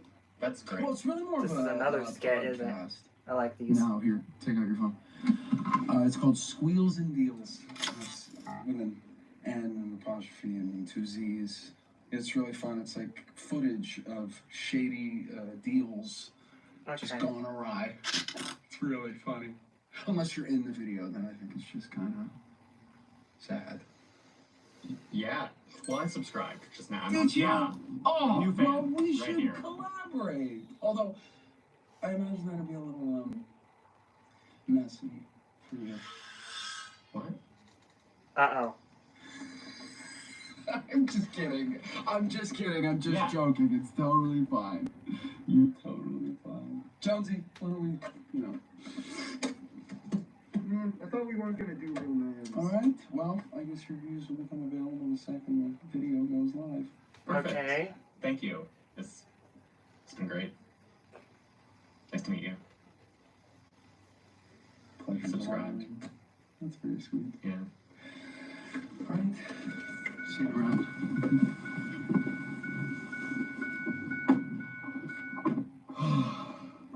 Hey, the thing's empty!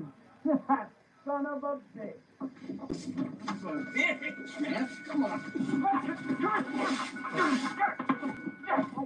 I don't understand.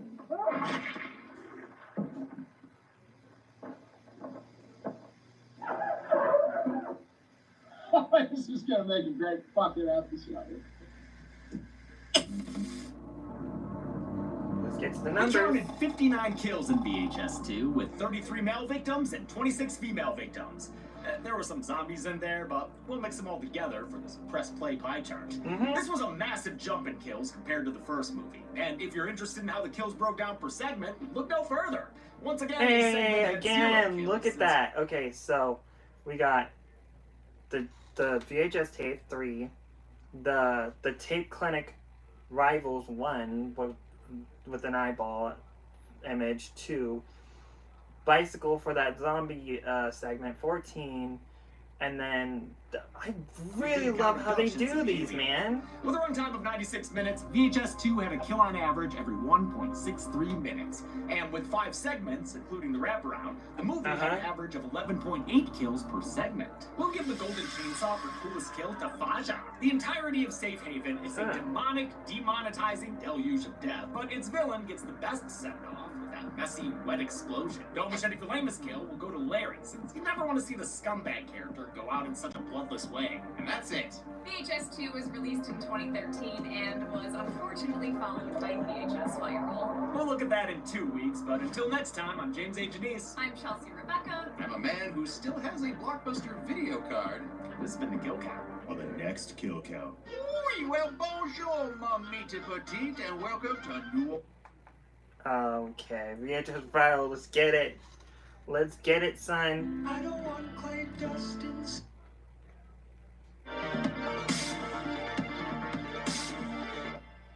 Welcome to the Kill Count, where we tally up the victims in all our favorite horror movies and show you how they were made. I'm James A. Janice. I'm Chelsea Rebecca. And I'm leaving. Nope. We're in this together as we're looking at VHS Viral, released straight to VOD in 2014. So you're just gonna start us off as usual? Yeah. Great, because I'm gonna go drink. Ooh, me too. Even though I kind of like my segment. Well, that's just great for you. Viral is the third VHS movie, and it trades in the grungy home movies for vlogs and viral videos. It tries to be about internet culture, I guess, but boy, does it fucking suck at it. It's neither a fun, misguided early attempt like Cry Wolf or Stay Alive, nor a more accurate recent depiction like Spree or Deadstream. It feels like it was written by people who don't know anything about being online, and filmed by people who don't care about found footage. The first 2 VHSs kept their segments grounded in the premise. Yeah, there were crazy monsters running around, but they all still felt like actual tapes you might find somewhere. Conversely, VHS Viral really stretches its definition of found footage. There's just way too much coverage and editing. Even some of the filmmakers knew it wouldn't fit in. How do you guys feel? Do you think this is going to play well into the franchise? This is easily the worst film in the franchise. Like, seriously, it's not even close. What's sad is that the 3 main segments all have some degree of promise, but are flawed in different ways. The wraparound story, meanwhile, is the messiest and most confusing segment of any VHS film. It alone sinks Viral to the bottom, and none of the other shorts are buoyant enough to bring it back up. This movie's so bad, the franchise went into hibernation for 7 years after its release. Thank God it came back strong in the 2020s, because Viral would have been a sad note to leave the series on. How many viewers will be sacrificed? Aha! It worked. Welcome, Human James, to The Void. What are you up to now?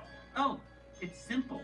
You see, after a couple failed attempts to take over your physical life, I realized I just need your precious online footprint. My plan was to hack your personal information, but that proved difficult. Yeah, that's because I have today's sponsor, NordVPN. It helps me stay safe with next-generation encryption while also blocking malware, keeping me safe from malicious sites, downloads, trackers, and intrusive ads. And with the ability to connect up to 6 devices at once, I'm able to make sure I'm always protected. I know about NordVPN. Oh, how it has vexed me these months. I tried to send you files with malware attached to feed me your information, but the Threat Protection Pro virus scanner clocked it before it could get to me? It's true, but I will not be stopped. I've learned the arcane arts to trap you in this eternal prison. I'll let you out, though, if you give me your phone and all your passwords. Well, that's a terrible plan. Why? Biting me. Your router am at Tess. No need for arcane arts. Protect yourself with NordVPN by going to nordvpn.com/deadmeat to get a huge discount on a 2-year plan. Plus 4 additional months. That's nordvpn.com/deadmeat. Or click the link below. How many viewers will be sacrificed to the almighty algorithm? Let's find out and get to the kills.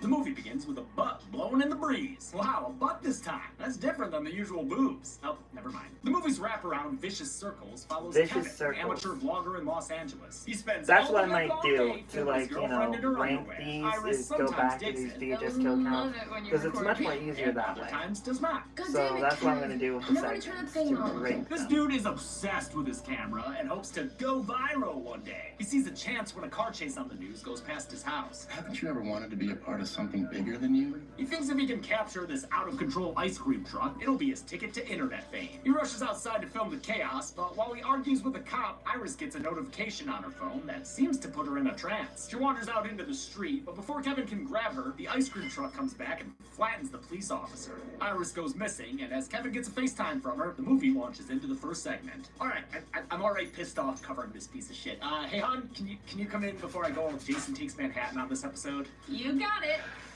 That's Sassers. Come on, Sassy.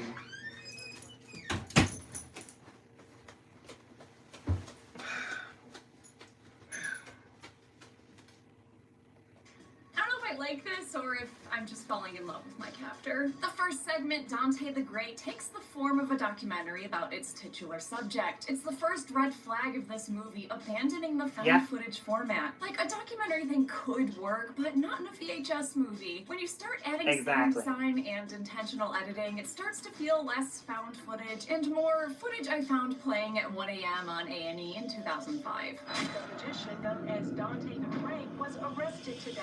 While he's a big shot magician now, Dante, whose real name is John McMullins, began with humble origins. In case you didn't believe the film's insistence this man was trash, here he is doing card tricks for the boys on top of actual garbage. Why don't you make some beer up here?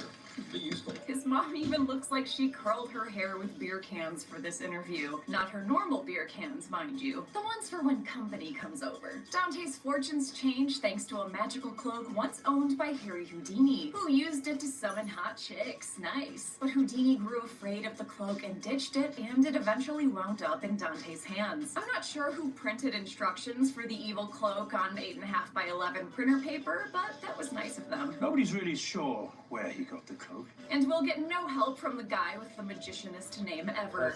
Hey, that's actor John Curran, who played a pilot in Quarantine 2, and more importantly, the doctor in Too Many Cooks. No! The cloak is no parlor trick. It enables real magic that can bend reality to Dante's whim. You can't escape it. He's You cannot literally the escape guy the from that voice. one hypothetical Oh my scenario God. in Chuck Klosterman's book, Sex, Drugs, and Cocoa Puffs. Let us assume you met a rudimentary magician. Let us assume he can do 5 simple tricks. He can pull a rabbit out of his hat, he can make a coin disappear, he can turn the ace of spades into the Joker card, and 2 others in a similar vein. However, it turns out he's doing these 5 tricks with real magic. Would this person be more impressive than Albert Einstein? America says hell yes, and Dante becomes an overnight sensation. Instant fame and black magic have a predictably negative effect on him, causing him to come down with a nasty case of CG demon face. Hey, what's up? Andrew Kramer here. This premise is cool, a guy finding a cape that's actually magic, but I'd much rather see it in the classic found footage style. Still, Justin Wellborn's great in this role that was written just for him. He's a friend of filmmaker Greg Bishop's, who cast him in his first 2 features as well. We've seen Wellborn before in Final Destination as Carter. Oh! The racist one in the Final Destination. Justin Wellborn was in the Final Destination movie. He was also in the first Final Destination film. I didn't know that. Thank you, Chelsea, for the heads up. If it's boobs, then you're in the right franchise. But no, it's actually hungry for blood. So Dante sacrifices his lovely assistant. Instead of a towel, he hands this shower show girl a cloak of death. Women keep signing up to be the assistant for the magician whose assistants keep going missing, including this woman who's killed via demonic Dutch oven. This very unlikely footage was provided to the police by Dante's latest assistant, Becky Lynch. Oh, that's not Becky. Her name's Scarlett? You sure? She found the tapes in his escape room-ass secret circuit board drawer. Dante recorded everything. He always needed an audience. Oh, Dante, you and Evil Cape would have been the kings of Twitch streaming. Scarlet dreams of becoming a magician herself and hopes to benefit from Dante's tutelage. A beautiful magician's assistant who wants to be a magician but works for a chauvinist who assumes magic is the key to landing babes. Damn, I love Leprechaun 3. While no one else ever learned the secret of his cloak, Dante takes a liking to Scarlet and teaches her how to harness some of its power. I'm not sure what she thinks she's doing here, but good for her. The two wind up developing a close relationship, and just like Seymour Krellborn, Dante realizes the object of his affection has an abusive boyfriend that can be fed to his plant. Cloak. He kills the abuser by breaking his neck, and the cloak helps him finish the disappearing act. This segment, that I do enjoy despite my jabs, was written and directed by Greg Bishop. He'd go on to direct Siren, the feature adaptation of Amateur Night from the first VHS. For Dante the Great, he was inspired by a 2007 article about a police raid on David Copperfield's warehouse. Working with a low budget, he got creative with production. When a carpet store near him caught fire, he filmed the firefighters putting it out and wrote a fire into his script. And for everything in Vegas, they just did drive-by shots and replaced the signs in post-production. For the floating crowd shot, he had to make it work with only enough extras to fill one row. Many comps and some green screen wire work later, he had the final effect, which includes his cameo. Dante probably should have made all those snuff tapes disappear because now he's got a SWAT team knocking at his door. They get to the theater and Dante the Great gets fucking swatted while he's filming a segment for World's Greatest Magic or something. By the way, what touring Broadway production got kicked out of the Pantages so Dante could have a residency? He's taken into custody in front of a crowd of fans. Gentlemen, this is democracy manifest. Thanks to his cape, however, the cop in the car finds himself in cuffs, and it's revealed Dante was actually filming the whole time. Hi, may I help you? Hey, here's $100. I owe it to your son. What the fuck? Okay, Dante, I can see why all the baddies on the Vegas Strip would go missing for you. The police assure Scarlet that there's no such thing as magic, just as she gets yanked by the ass into the chair realm. It's magic. He's interrupted by the SWAT team again, so Dante casts her aside to deal with them. He mind freaks out, snapping the bones of two approaching officers, then kills a third by unwrapping him like a Christmas present. Dante puppeteers a cop body and uses it to shoot two more officers who do some stunt guy backflips. All the while, Dante throws out cheesy one-liners that I can't help but love. Welcome to the show. This is exactly who this guy is. He has a damn flavor saver, for fuck's sake. Pyrotechnics light one dude on fire before he's force thrown against a wall, and a final officer is tucked goodnight into a bed of nails. We've now totally lost the plot in regards to where these cameras are supposed to be. Who is recording this? The documentary crew? They don't get paid enough? So in this film, when all hell breaks loose, I decided to shift into more traditional cinematic filmmaking techniques, as if we've caught up with all the footage and we're now in real time. So you literally just abandoned the found footage format. But that's the series. Two more SWAT guys show up and manage to gun Dante down. But it turns out this was magical friendly fire. He's actually swapped places with the other officer. Ta-da. Too bad that quick change left the cloak up for grabs, so Scarlet harnesses its Bugs Bunny powers and steals Dante's gun. The two grapple for the cloak, kicking off an all-out magic fight! They're flinging fireballs, they're walking on walls, they're throwing flocks of doves at each other. You know, magic stuff. And still, it's all being recorded. Bishop filmed these fight scenes at a martial arts school owned by their producer. It gave them access to a bunch of stunt performers and a gym that became a theater backstage thanks to production designer Molly Coffey. I commend Bishop for going practical with the squibs and pyro. Yeah, he is. Even Dante's fireball was practical. They dipped a tennis ball in camping fuel, lit it on fire, and slid it down a wire they erased in post. And it looks great. After a while, Dante gains the upper sleight of hand. He gets ready to feed Scarlet to his magic cape, but she's been practicing her own tricks. She conjures up some ropes that pull Dante back, and he's finally finished off, devoured by his own cape. And now the cape can enjoy all that saved flavor. Dante's eventually declared missing. I guess they just choose to ignore the copious footage of him being killed by magic, from multiple angles even. Somehow also someone filmed Scarlet burning the magic cloak. Here, fire, eat this picture too. Fire, fire. God, that must smell so evil. Later, though, the cloak returns to check Scarlet out. I see what you did there, Chelsea. Alright, cloak, you can look, but you can't touch. What did I just say? Thanks. Now I'm gonna have to put her on the count. Good job, Cloak. Way to end the segment. Alright, I did my part. James, you're back in. What? You're not gonna talk a little bit about the interlude? No, I'm not touching that.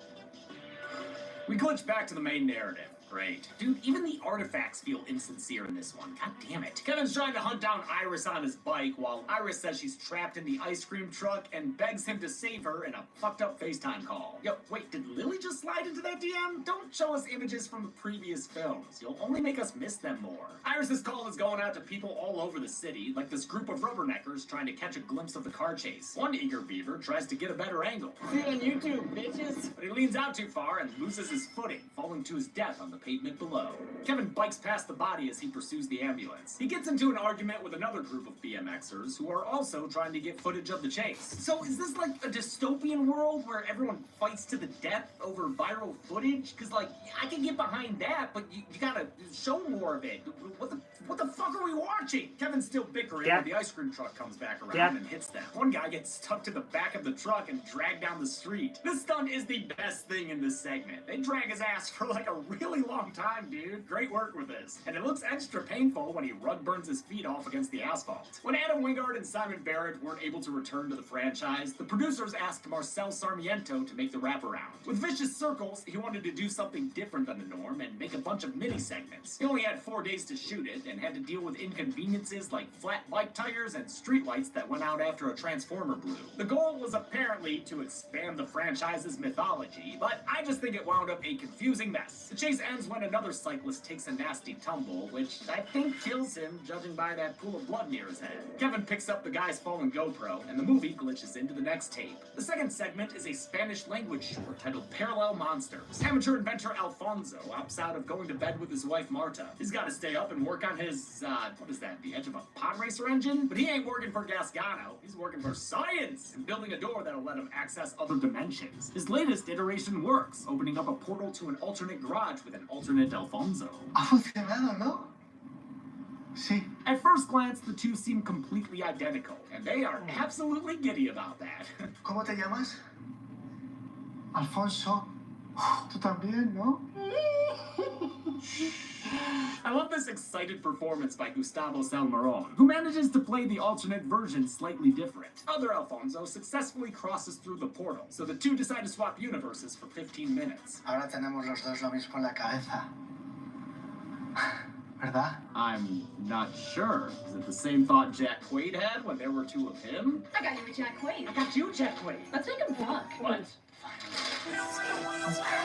Actually, I can't tell exactly, but I think the two swap places so they can bang each other's wives. Is that cheating? Or just, science? Parallel Monsters was written and directed by Spanish filmmaker Nacho Vigalondo, who received an Oscar nod for his 2003 short film 7:35 in the Morning. He came to prominence with his first feature, the sci-fi thriller Time Crime, and wound up making Puka on the Hulu series Into the Dark. Oh my god. Both Alfonsos grab their cameras and walk into each other's houses. Hold up.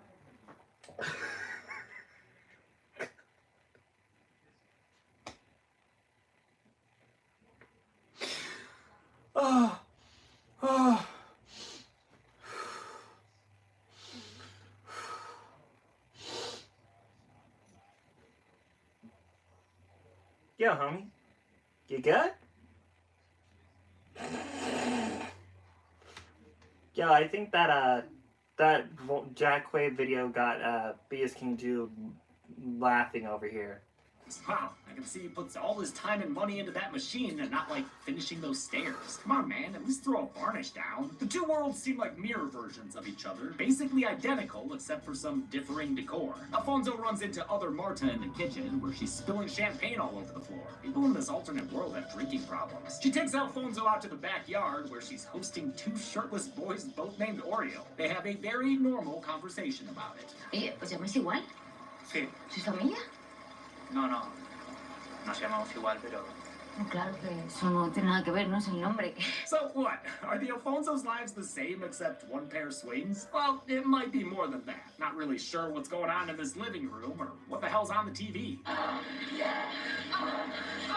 And when he looks up, Alfonso sees the constellations right across the sky. But he's got no cigar and no lady on his arm, just his wife hanging out with two guys. I love how this short is creepy in a sci-fi mindfuck way. Kind of like Annihilation, or I guess Time Crimes. You're never quite sure what the deal is, as other Marta tells Alfonso it's his turn to use this, I want to say, bag of organs? But just like us, dear viewer, he's got no clue what the fuck's going on, and his hesitation spoils the mood. Aw, poor other Marta. She went from having 2 Oreos to no Oreos. Alfonso Prime should probably consider getting back to his real wife now. I mean, dude, have you considered what the demon cum version of you's doing with her? Because he's taking pictures of her sleeping, with the flash on? And the shutter sound, too? Learn to stealth, man. OG Alfonso is talking through his alternate self's crumbling marriage. Porque hace ya mucho tiempo que mi autoestima no es importante en esta casa.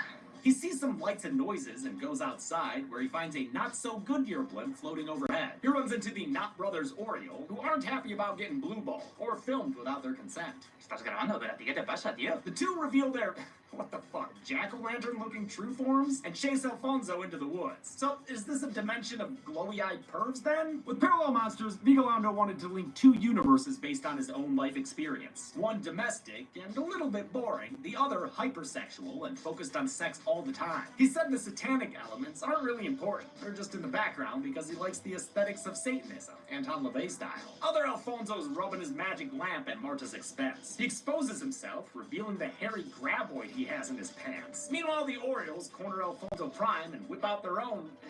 I mean, I hesitate to call them penises. Looks more like a Skeksis fucked a rat and had a baby. I don't even know if I have to censor these bearded dragons or not. You know, I was really enjoying this segment, but the dick monsters knock it down a notch. Alfonso fights back with a screwdriver, oh my god, ouch, and runs back into the house. Other Marta has heard the commotion outside, and that kind of violence really gets her going. She strips and shows off her own naughty bits, which look like they're straight out of the thing. Careful, Al, you could lose your arms in there. Alfonso avoids the penis flytrap with the fakest looking punch I've ever seen. Just pow!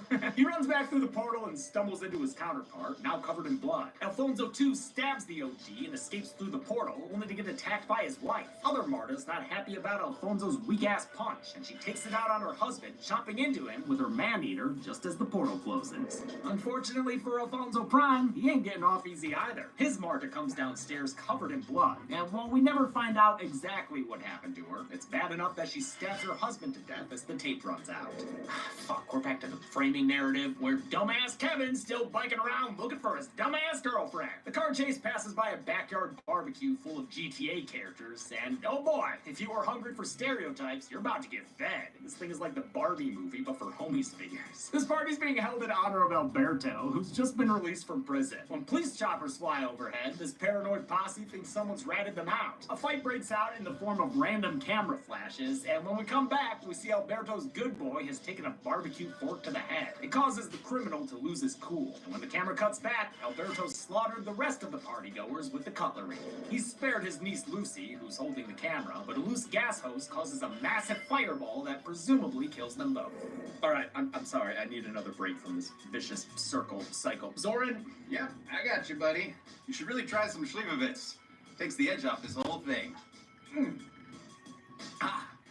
Schlivovitz. Our third and final segment is shoplifted straight from the shelves of the Triad this one, Bone Stone. because this one was Skateboarders so... Jason and Danny are getting up to some jackassery, which includes pulling but, off 6 stunts. like I said, there's only one positive I like about it, which is the Pearl Monsters. I'll rate all, rate all these. No, not the Peter Griffin sound effect, no! Well, but this dude named Taylor turns out to be a Tony Hawk bro hater. What was I trying to say? Oh yeah. After all these, I will rank them. He keeps pushing them to with do like dangerous stuff, my hoping Game to of get Thrones fucked up footage he ranking. can sell to the internet. I'm trying to do a Game of Thrones ranking for me. Not sure why the guys put up with him. They clearly hate his guts. I'm gonna fucking pistol whip the shit out of you if you interrupt me one more time. Their antics get them kicked out of the local skate park. So to finish their video, Taylor suggests they drive down to Tijuana, but they need a little convincing. They got firecrackers, they got weed, they don't card for alcohol. And they also have totally real zebras. Neat. To fund this remake of Losing It, they recruit another skateboarder and his dad's credit card. Pretty sure his name is Sean, but they just call him Gas Money Kid. Bone Storm was written by Justin Benson, who co-directed with Aaron Moorhead. They cameo as a couple of rollerbladers in a half-pipe brawl with the Skater Kids. The filmmaking duo have made critically acclaimed sci-fi horror features like Spring and the Endless, and directed episodes of Loki and Moon Knight. So they know their shit. As actual fans of skateboarding videos, Benson and Moorhead wanted to shoot on a VX2000 with a 4:3 aspect ratio, but they were forced to shoot in HD, so it couldn't be quite as authentic as they wanted. People are gonna watch our segment looking for authenticity, and they're gonna be like, "That's not standard def." We're gonna be humiliated. We didn't use enough fisheye lenses. They make it to Mexico, judging by the yellow traffic filter, Coco cosplayers, and Grim Fandango ads. There they stock up on fireworks and put a chest cam on Gas Money Kid. Kid throws $20 for gas and he gets the fucking titty cam. I'm not calling it that. While hunting for a half pipe, they find an old flood channel that feels suspiciously Southern Californian to me. But hey, it's got everything a skate video needs. Skinned cats, memorials to desecrate, and Ghoulies-esque summoning pentagrams filled with Bunch of dog shit. Oh yeah, oh no, that's only gonna summon Ghoulies 4. Well, anyway, they get back to 100% in career mode so they can unlock Spider-Man. Cue the Goldfinger music. Nope, that'll get us a copyright strike. This shooting location wasn't actually in Mexico. It was shot in a Southern Californian ditch made to look like Tijuana. I knew it! They did go down to TJ for one day of shooting, though. On the way back, the border official guy was just like, "You guys are idiots. You took all this camera equipment down here. Like, why would you?"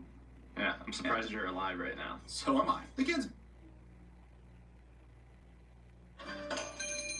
Hey,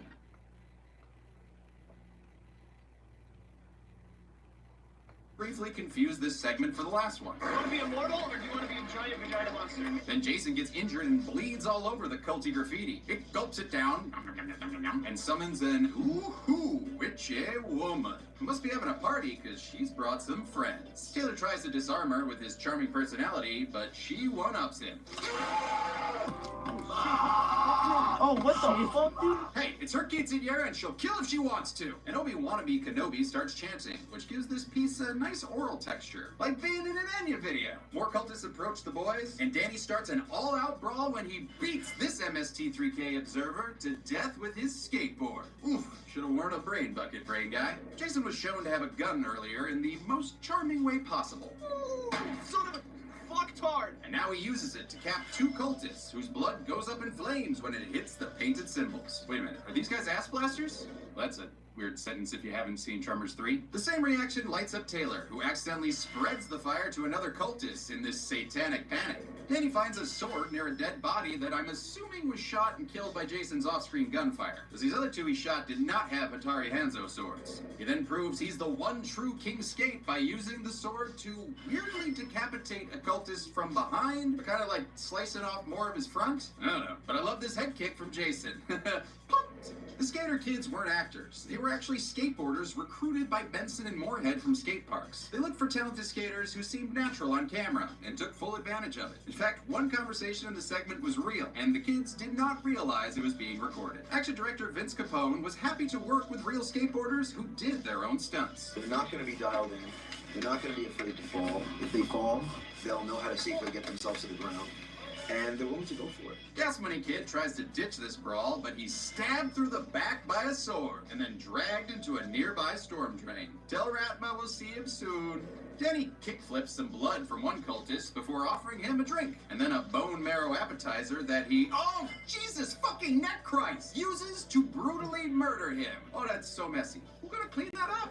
Jason finally puts an end to the chanting by beating down the unmasked singer with a skateboard. He then turns on We Don't Play by Celebrity and kicks off a kill montage that takes out 5 more cultists. One guy's decapitated, another one is shot, and a third cultist is pistol whipped till he's bloody. Danny then beats a 4th one with his skateboard and is almost killed by another until he's rescued by Jason. The blood lights his face on fire, but he manages to wash it off with some, ew, gross, sewer water. Oh, there's probably poop in there. That massacre puts the body count at 13, motherfucker! minus Shaun of the Dead, of course. Skeletor's. A bellowing from the beast below sends the remaining cultists running. What? Don't you like star whales, guys? Suddenly, their previously counted culty compatriots are resurrected into wait! No, those are bastard skellies. Oh, I see why James gave me this one. These bone daddies were unexpectedly foreshadowed earlier in some Tyler Durden-y flash frames. For no reason. So now it's up to the He-Man to start fighting off these Skeletors. And just a reminder that skeletons don't go on the count, sentient or not. You can thank Army of Darkness for that. As for these skeletons, they were made by effects artist Vincent Guastini, whose work here was inspired by the Spanish film Tombs of the Blind Dead. They cleverly used a combination of miniatures shot against green screens and prosthetics that were filmed on set. I gotta give him props for that. Respect. Oh, this short might be growing on me. Denny nearly bites the dust, but Jason uses his Acme dynamite to blow up the bony burlap besieger, disproving a line from earlier. Yeah, right. If it was life or death, he would have left me chilling. Aw, great to see a good friendship. The Skater Boys say see you later, boys, and make a run for the border like they're in a Taco Bell ad, right past Murray the Skull. Back at the Flood Channel, Taylor somehow still hasn't gotten his kill graphic, but lucky for us, a guar-booted beastie is about to change that. The entity the cultists were trying to summon emerges, and we get a brief glimpse of it as it swallows Taylor and the camera whole. Gross and awesome. Back in LA, chaos has broken out across the city due to that video of Iris. Oh, Iris? Virus? I get it. It's been giving this 90s Living Dead Barbara a bloody nose. Kevin tries to hitch a ride with a passing taxi, which he actually saw earlier, along with that group of BMX bikers. $2! Taxi cab ignores him since it's currently being used to film an amateur porno. Nope. I'm sorry. I'm out. I'm not doing a taxi cab confession. No, but please. No, I have a kid. Ultimate excuse. Yeah, this segment drips and sleaze like the original film, only it's got way worse acting from everyone involved. Right there, oh yeah, that's beautiful. Yeah, that's it. Take it slow. Slimebag director Lewis lets his model Lulu know he's on that Beatles schedule. I do this 8 days a week, baby. Lulu's more of a Brian Wilson gal, so she pulls a gun on the guy. Turns out Lewis previously filmed her and posted her nudes online, so she's here to get revenge by making him strip instead. I just made you money, so now I'm here for my cut. Ugh. This is the worst scene of the worst segment of the worst VHS movie. It has, appropriately enough, porn-quality acting, and not even the actors enjoyed doing it. For me, it was really awkward and uncomfortable. Oh, funny. It's the same for us. Actress Noelle Ann Mabry there has quite the horror credits. She was in 3 separate Evil Bong sequels, credited in each one as a crack whore. And she played one of Morella's victims in the worst horror movie I've ever seen, Veronica. Check out our commentary track cut out of that piece of shit on Dead Meat Presents. Do you know Spider's gonna come off her boobs? Oh, no! Your tits, they're looking at me. Lewis and his driver accomplice take back the upper hand, and the bastard tries to strangle Lulu to death. Suddenly, an airborne cop car crashes into the taxi, killing all 3 of the occupants and thankfully ending this interlude. A blue screen takes us back to the LA River, the place where this movie began. It was a mere 80 minutes ago, but it feels like a fucking eternity. Originally, a 4th segment was meant to be included, called Gorgeous Vortex, written and directed by Todd Lincoln. It didn't make the cut, since inexplicably, it's not found footage at all. Like, the other segments take liberties with the format, but this one doesn't even pretend to be anything but a standard spooky short. Adding in the occasional VHS static doesn't change anything. It still looks like a perfume ad where a chick walks around in heels and gets a DEXA scan by weirdos in cult masks. Honestly, I didn't think there could be worse segments than the ones we got, but man, I couldn't even finish watching this one. Kevin eventually finds the ice cream truck blasting Ode to Joy. You know, that song from the Stars commercials. He also finds the bloody remains of that BMX biker boy who got stuck to the truck. This is what Kevin hears Iris calling for help and it runs to lost save me her, when discovering it the did driver this. is just a pair of severed hands. But hey, dude could be walking around hands-free somewhere, and Thank we God never met for him anyway, VHS so I'm 94, not gonna put him on the count. 99, The back of the 85. truck is filled with a VHS series staple. Tons and tons of TVs. Turns out this truck is carrying a motherload of messed up tapes. Damn, Gregory Tudor got into some weird shit. Iris pops up on one of the screens and tells Kevin to upload all the videos to the internet. All he's got to do is flip that little toggle. So what is that? Like an early Stream Deck or something? When he refuses, she starts bashing her head bloody against the wall until he relents and initiates the upload to save her life. Iris doesn't stop though and laughs as the truck transfers. I'm sorry.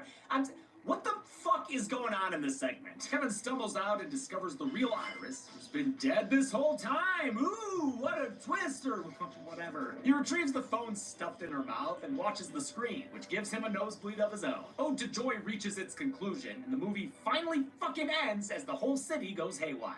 How many victims were eviscerated by this viral outbreak of violent vlogs? Let's find out and get to the numbers. Hey. No more of these murder tapes, okay? I'm not giving you this. How'd you do that? Editing. Fiona. Hi patrons, it's Executive Assistant Fiona here. Unfortunately, the team is super busy, or in Ben and Tim's case, kind of, sort of dead. But anyways, today I thought I'd show you how I capture one of our videos.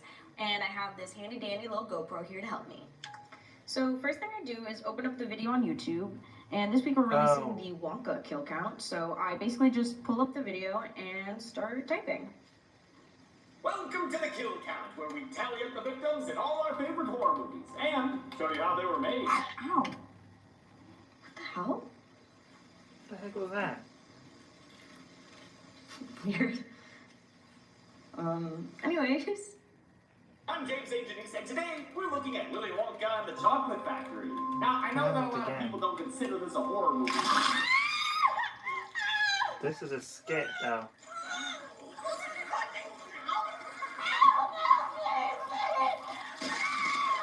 Yep, it's a skit.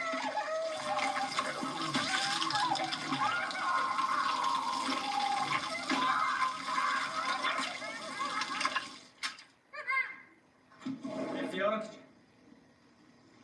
what was this? Fiona, can you schedule the cleaners? The numbers. We counted 49 kills in VHS Viral, with the victims consisting of 41 men and 8 women. That gives us this trending page pie chart, but the movie falls just short of VHS 2 in terms of kills. I blame the segment that got cut. This was the first VHS where every segment had at least one kill, and Vicious Circles became the deadliest wraparound of the series. With a runtime of 81 minutes, VHS Viral had a kill on average every 1.65 minutes. And with 4 segments, including the wraparound, we had an average of 12.25 kills per segment. We'll give the Golden Chainsaw for coolest kill to Alternate Alfonso. Parallel Monsters is the strongest segment, and even though I may not love the gestating genitalia, it makes for a unique and bloody climax. Don't Machete for lamest kill will go to Dante the Great. His death looks dumb. You can tell that it's literally just a guy snuggled up under that cape in there. And that's it. VHS Viral came out in 2014 to pretty negative reviews, obviously. Now, thankfully, the franchise got a fresh start with VHS 94. We'll look at that in 2 weeks to kick off October. Until next time, I'm James A. Janice. I'm Chelsea Rebecca. And I'm a man who was twice dropped by The Collective, the agency that produced these films. That sucks. And this has been The Kill Count. On the next Kill Count. I Spy with My Little Eye, a movie that begins with the letter T. These hills are... Alright. Let's get it, from VHS 94.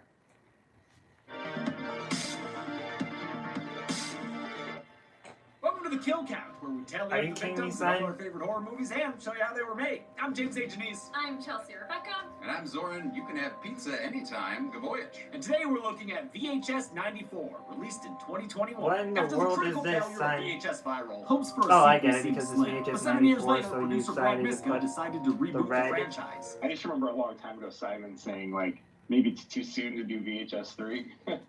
And he was maybe right. He turned to David Bruckner, the man behind Amateur Night, who had the idea to set this 4th installment in 1994. He liked how that era's technology made everything look crappy. You could film, you know, the most beautiful person or thing in the world on VHS and it would look ugly. Bruckner was unable to contribute a segment, though, since he was pulled away to direct the Hellraiser reboot. VHS 94 follows a SWAT team who invades the compound of a VHS-worshipping cult. They're meant to be the same group behind the tapes in the first 2 movies' wraparounds. 94 is a return to form for the series, taking it back to the scrappy grunge aesthetic of the first film. Although Shudder wouldn't let them shoot directly on VHS, they did allow them to shoot in a cheaper-looking 29 frames per second. Yeah, thank you. Thank you. You know, either means that's like better because you're broke Or you found a camera at like a pawn to shop make sure it's from like VHS. 1993. 94 also returns a focus to practical effects, especially when it comes to its monsters. While the other VHSs had cool creatures, like Lily, 94 puts them front and center. It's a rogues gallery of monsters, and a litany of cool kills. How many are we talking?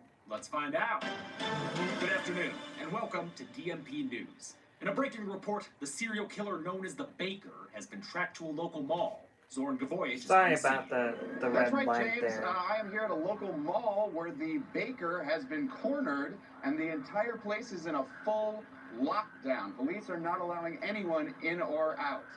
But more importantly, I want to add that you are coming in silky and crystal clear right now. That's thanks to today's sponsor, Raycon, and their updated everyday earbuds, which add active noise cancellation and multi-point connectivity to their already great sound quality, which rivals some of the biggest names in premium audio. And you're a big personal fan of Raycon, aren't you, James?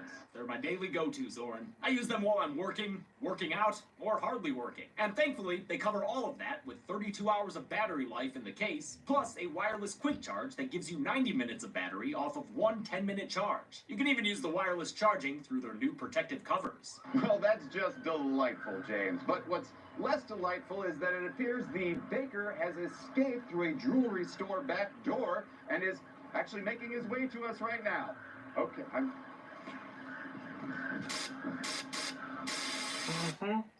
Well, I guess every kill also begins with K. And in other news, you can go to buyraycon.com/deadmeat to get 20 to 50% off. That's right, you can get up to 50% off when you use buyraycon.com/deadmeat. 1994 saw the end of Nirvana, the release of Pulp Fiction, and the Republican Revolution. How many kills did it have? Let's find out and get to them. Let's do this, son. The movie begins with the production card, and then another, and then another. Would you motherfuckers believe me? It's 7. There are 7 of them. I joke, but I do love to see people pitching together to make a movie. An eyeless lady in white is tripping balls and counting down. 5, 4, 3, 2, 1. Happy New Year! Or, old year, because it's 1994. This tape is video evidence for a drug bust being done by an amped-up SWAT team. It includes hot-headed Officer Slater and his combative co-worker, Petro. There are also a bunch of people with real dumb names, like Sprayberry, Spivey, and Orsler. We're nearing Jason X territory with these. Cameraman Gary is documenting everything according to the officer's rules. 29-9? Means erase the fucking tape. Sorry, bud, but that ain't happening in this franchise. People telling on themselves all over the place. Dumbass Dante. Gary follows the team as they raid this warehouse of horrors. There's all sorts of shit here. Check it out. Oh, holy shit, a talking plane! The creepy, gloopy voice over the loudspeaker talks about a signal, calling it salvation and all that shit. Ain't much salvation for the eyeless corpse they find, who will never watch another VHS again. Huh, looks like that guy's name was Tom, and he worked at a video store. Is he one of ours? Do we hire a Tom? The team ventures further into the compound and stumbles upon an IKEA living room display. It features a pillar of TVs and 6 more bodies, all of whom are victims of having too much screen time. As the team makes a plan, Gary zooms in on a TV screen to learn about something called the net. Millions of Americans have Just keep it clean. that can access the net for a modest monthly fee. I think I'll stick to my telephone for now. Yeah, and then those get the net, and then you won't be able to unstick yourself from them. Oh, speaking of which, so put that away, man. You got the first segment. 1 second, I'm doing something here. It's the Ratmo one. Oh! I think he can pick himself up from daycare. Let's go! The first segment is Storm Drain, which takes the form of a local news broadcast. The citizens of Westerville, Ohio have been catching glimpses of a sewer-dwelling creature dubbed the Rat Man. What's he look like? This amateur sketch. And that is a great reference to the early viral video about the Mobile, Alabama leprechaun. This amateur sketch. Who else saw the Rat Man say yeah? Storm Drain was written and directed by Chloe Akuno, who made her feature film debut the following year with Watcher, starring Micah Monroe. This segment is an excellent recreation of local news. Even though it's edited, the style and tone fit the franchise aesthetic much better than the slick documentary style of Dante the Great. Akuno took a lot of inspiration from Rat, another found footage movie that followed a reporter. She was also influenced by the documentary Dark Days about people who live in the New York subway system. Field reporter Holly Marciano is on the scene, interviewing townsfolk who range from burnouts to Bible thumpers. Well, I believe it's a sign from Jesus. It's time for sinners and elitists to get what's coming to them. Oh, and Camo Santa, who's, oh, yeah, you don't want to be on his naughty list. Holly works with her coverage-concerned cameraman, Jeff. So do you want more B-roll of the forest? No, you're right. We need to branch out. Wouldn't want this film to get too sappy. Oh, come on. Don't tell me you're sick of more puns. It's good to be back. Their Channel 6 news producer wants more in-depth footage, forcing them to venture into the titular storm drain. Ugh, so typical of Channel 6 news. Always wanting stories about things living in sewers. Holly, heads into the tunnel and finds evidence of a sewer slumber party. Do your kids live down here? Living? No. Dying? Yes. Maybe thanks to that, Fucking clown. Yeah, that guy gets it. Holly becomes inspired to do a story about people living in the sewer system. Like you do. And while it does seem she has some genuine concern for them, also there are some fringe benefits. Don't you want to do something that will make a difference, Jeff? That will, like, I don't know, help people? Help you get your Pulitzer, right? Well, I guess that haircut isn't the only thing Holly has in common with Gale Weathers. Also, shout out to Anna Hopkins, who does a great job in this role. The news report turns into a horror short real fast as they walk deeper and deeper into the sewer. Yeah, must be near Pleasant Piazza based on all the spray emotes.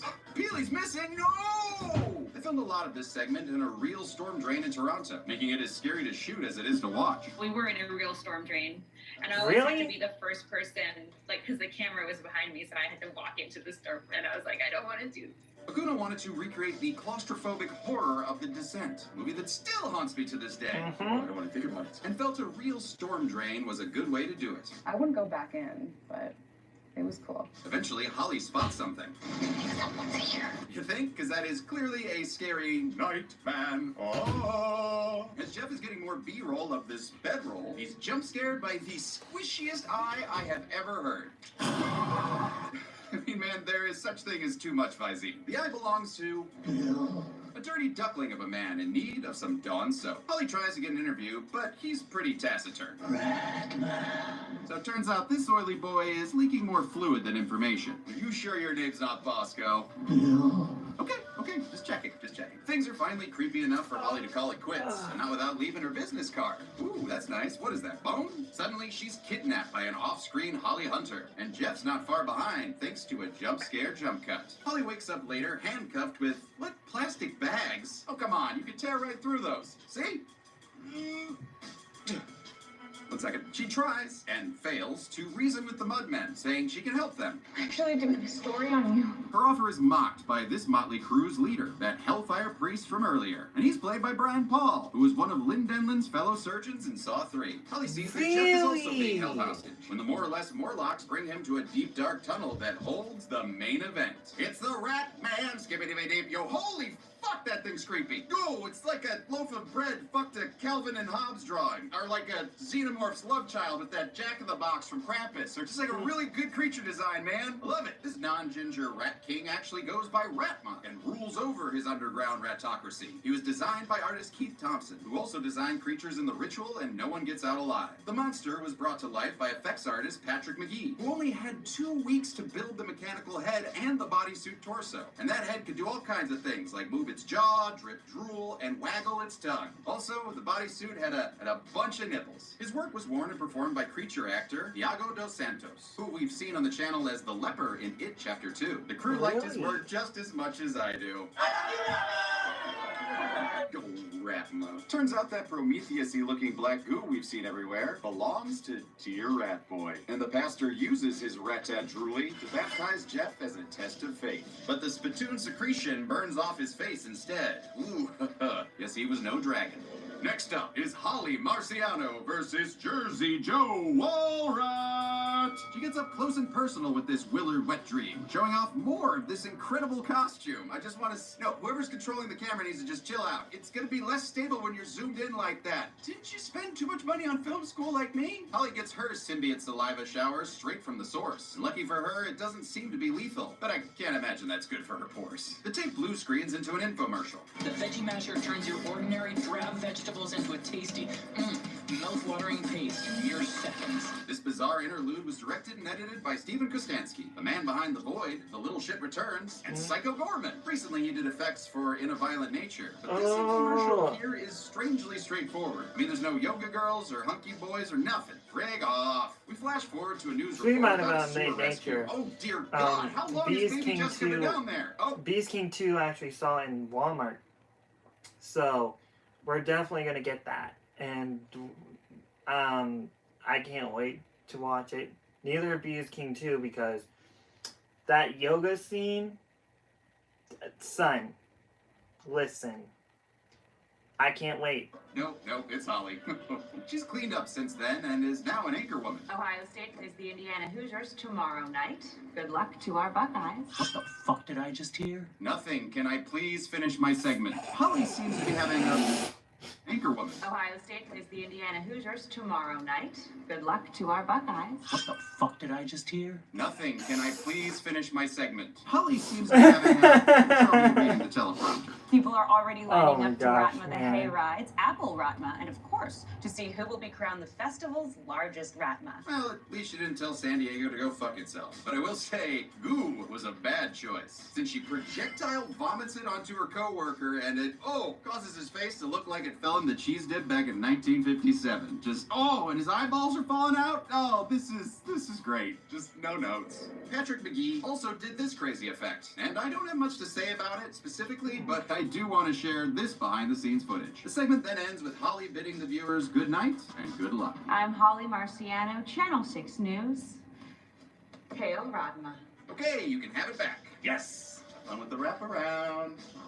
In the spooky VHS compound of doom, Petro leads Spivey and another officer named Nash down to the lower levels. They discover a makeshift church filled with bodies in the pews. But these ain't kills to count, they're kill count props. This kind of shit overflowing from my closet. Looks like the Church of Saturday Sales. This wraparound, titled Holy Hell, was written and directed by Jennifer Reeder. She was excited to create a more traditional horror story than her usual, more experimental fare. She wrote the segment around their prop warehouse location, which already had these church pews, that airplane, and a bunch of lazy boys. When it came to the VHS cult, she was inspired by David Cronenberg's Videodrome and the Underground cult videos. Spike Morgan music plays us into the next tape, The Empty Wake. It takes place at the Jensen Funeral Home, where a wake is being held for Andrew Edwards. His family has requested the service be filmed, hence the cameras everywhere. Great coverage, too. We've got 2 stationary angles on sticks and a third camera that's handheld. I love the funeral home setting. They've always creeped me out. And Haunting at Hill House didn't help with that shit. This is a big night for new employee Haley, who's gonna be running the show on her own. Before they leave, her bosses gossip about their closed casket client. Edwards was in a nasty accident that left quite the stitch job for mortician Tim. I was more or less able to get him back in his original shape.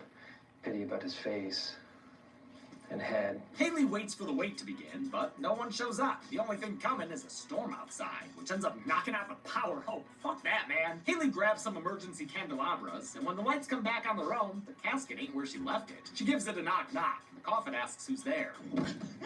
She calls her bosses, who are together for some reason. They live together? Wait, were those guys boyfriends? Anyway, I love how we can only hear them over the phone when she's right up next to the camera. Maybe they got caught in the storm, or maybe nobody liked the guy and the family just ain't gonna chill out there. That kind of verisimilitude goes a long way. Take note, Dante the Great. Her bosses assure her that Edwards is definitely dead, and blame the noise on gas escaping his body. The Empty Wake was written and directed by VHS veteran Simon Barrett, who wrote segments and the wraparounds for the first 2 movies, and directed the second film's wraparound himself. He was hesitant to return to the genre. I hate shooting found footage, and I really hope to never do it again. He was won over by the theme of setting all the shorts in the same year, and because he'd get to do a segment instead of the wraparound again. For Empty Wake, he wanted the cameras to start off stationary and become more dynamic by the end. Due to COVID restrictions, they actually shot in the Holiday Inn where the cast and crew were staying and quarantining. Production designer Josiah McKenzie built 3 fake walls against the side of an existing room. They had lighting effects outside their fake windows to simulate a raging storm. Haley grows curious about Edwards and his accident, but because it's 1994, she has to use a landline phone to call a friend and ask her to look up the accident in a newspaper. She even has to hang up and have her friend call back later. That's how long it took to Google something back then. She hears more knocking, but not from the coffin this Very, time. very It's the true. one and only arrival at this wake. Are you family, or...? He's actually been here a while, appearing briefly during the blackout earlier. The man says a few words in Hungarian and leaves just as abruptly as he showed up. Alone again, Haley's friend calls back and tells her the accident was actually front-page news. Another blackout cuts the call short, and in the darkness, Edwards starts to get restless in peace. Haley tries to leave, but the doors have been chained shut, maybe by that Hungarian guy? As a tornado siren starts blaring, Haley finds that very expensive coffin knocked to the ground. Bad Edwards! Yeah, you stand there in timeout. She tries to catch him, but the guy's only half the head he used to be. And Tim did not do a good job embalming him. I mean, come on, his guts are still in there. Oh, wait, no, There they go. I absolutely love this effect. It looks so good. Contortionist Devin Chincheong wore a fake half head that they removed in post. Then effects artist Chris Bridges made a slice of brain and filmed it at every angle, so they could digitally add it regardless of the shot. Damn fine work. Really? Since Edwards is lacking eyeballs, Haley's able to distract the organ dropper with organ music. I can't help but wonder why she's still recording, though. I mean, that question is almost always present in found footage media, but come on, Haley, put the camera down.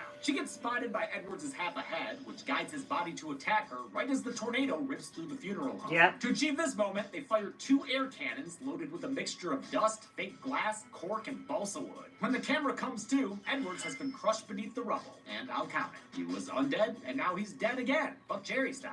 He's joined on the count by Haley, who's got a zombie walk going on. Looks like she's been turned into one of the undead too.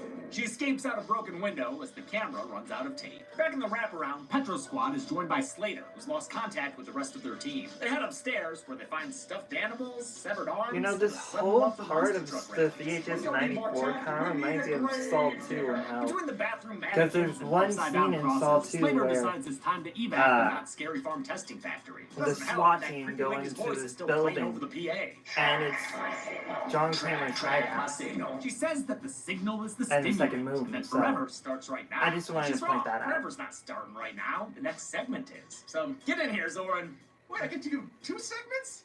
I'm honored. Yeah, well, we were gonna have Molly do it, but she partied too hard last night. Stupid alcoholic dog. Hey. The next segment, Yeah, the subject don't- begins with a dude who's been turned into a Toy Story spider baby. He then freaks out and bursts into flames. Another unsuccessful experiment. Gaga, gaga, gagalan. 2 months later, Frankenfreaky creator Dr. James Sinedra finally gets a better mic. Berhasilan agaknya sudah di depan mata. The Indonesian scientist is making human-machine hybrids, or as he calls them, neo-humans. Whoa. And that kind of work ain't exactly above board, which is why he's operating out of this basement laboratory. He's kidnapped 2 more patients for his experiments, a male and a female, whom he calls subjects 98 and 99. I kind of ran out of ideas there. He begins his operation on Charles Xavier's sister, and when the tape starts back up, it's from the perspective of 99. Happy birthday to you. Happy birthday to you.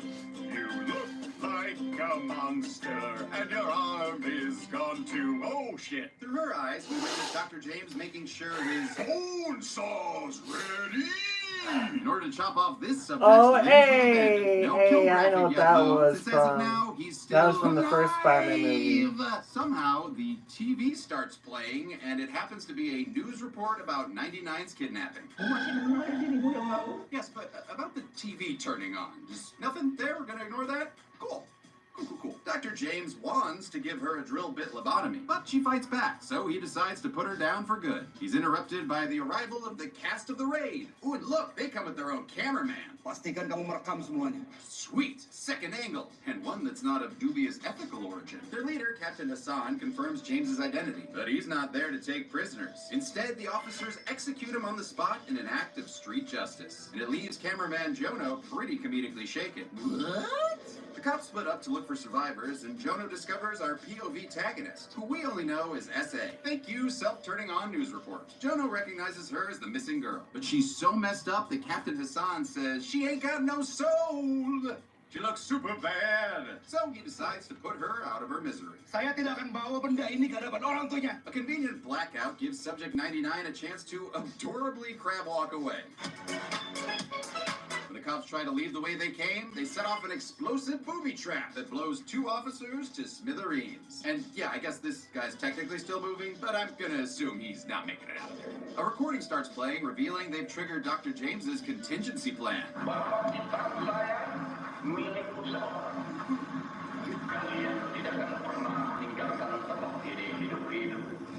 Oh God, is this a Saw thing? Is he sawing these guys? Well, I guess kind of, as Subject 98, the male one, comes back to life. He then skewers a man named Echo, leaving him an echo of his former self. Jono QuickTime dodges his next attack, but 98 makes short work of 2 more cops, Django fetting one while Dookuing the other. Hassan comes to Jono's rescue as 98 gets his blades into another officer and saws his head off. Oh, I knew this was a saw! Oh, and then he throws it at the camera? Oh, bro, sick edit point. With their bullets ineffective, Captain Hassan decides to frag out, adding to the video game feel of this whole segment. I mean, seriously, this shot right here, yeah, just feels like I'm fighting a cyber demon in Doom. We switch back to S.A.'s POV as she wakes up in the rubble and sees heads and bodies everywhere. That, hey, we've already counted. I see you comments. There is, however, a fresh and foggy kill happening in the smoke over there. So I'll count that guy getting dragged away. 99 manages to escape her nemesis-like stalker, but she gets caught in a paper cutout crossfire between 98 and the cops. But hey, she's got legs, and she knows how to use them to escape as 98 kills the officers with off-screen sound design. The subject was written and directed by franchise returnee Timo Chianto, who co-directed the excellent Safe Haven from VHS 2. Chianto was excited to return to the indie filmmaking style of the VHS movies, and he set out to make a simple story in, and I quote, berserk bloodlust mode. Nothing deep, nothing profound, just urge to go mayhem before I grow too old and too comfortable. Ugh, I can't wait for my midlife berserk bloodlust crisis. Watch out. S.A. finds herself in Dr. James's study, which has the blueprints for a BFG, a save typewriter, and Alfred E. Newman? No, wait, that's just the top of her head. And she verifies it by looking in the mirror. She doesn't like it. Oh, side note. How the hell did this guy recognize her earlier? I guess he's just really good at picking out a chin in a lineup. Look out, Bruce Campbell. Further inside, 99 discovers a friendly head with a cyborg Spidey eye patch. Hello. As well as 3 failed test subjects, which include a she-borg who belongs in a morgue, a henchman of the Tall Man, and this bloody Saw 4 poster head. There's one Ripley clone in the back who still has some life in her. So S.A. mercy kills her by pulling the plug. Oh, so it's okay when she does it. Yeah? What's up? That's fucking cool. You don't use this light no more now? No. Right on. Have you eaten dinner yet? No, not yet.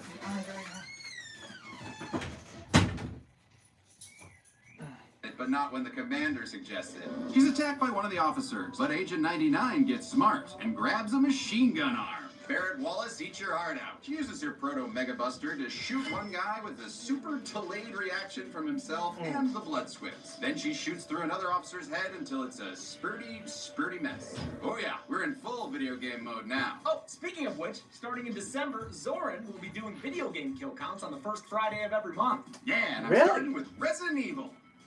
We haven't announced that yet. S.A. says, dead or alive, you're coming with me to her human shield that helps her Hey, shoot that through was a her Terminator officers who reference. arrive. Then she throws the body at a fourth guy. That was a makes him Terminator do a reference. dance, Love it. Take a little blood and get down on the kill count tonight.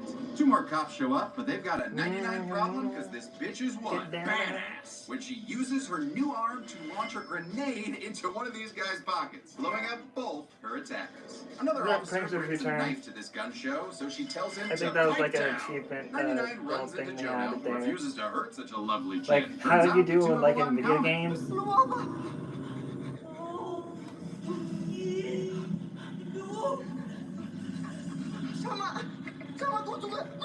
They agree to escape together, but Mad Dog Hassan has other plans. He's hell-bent on avenging his men and goes absolutely feral on S.A. Or actually, maybe he's just really bad at CPR? Nope, he's ripping out her wiring and totally just voiding her warranty. Hassan's harassment is halted finally when Jono shoots his boss through the back, saving Subject 99.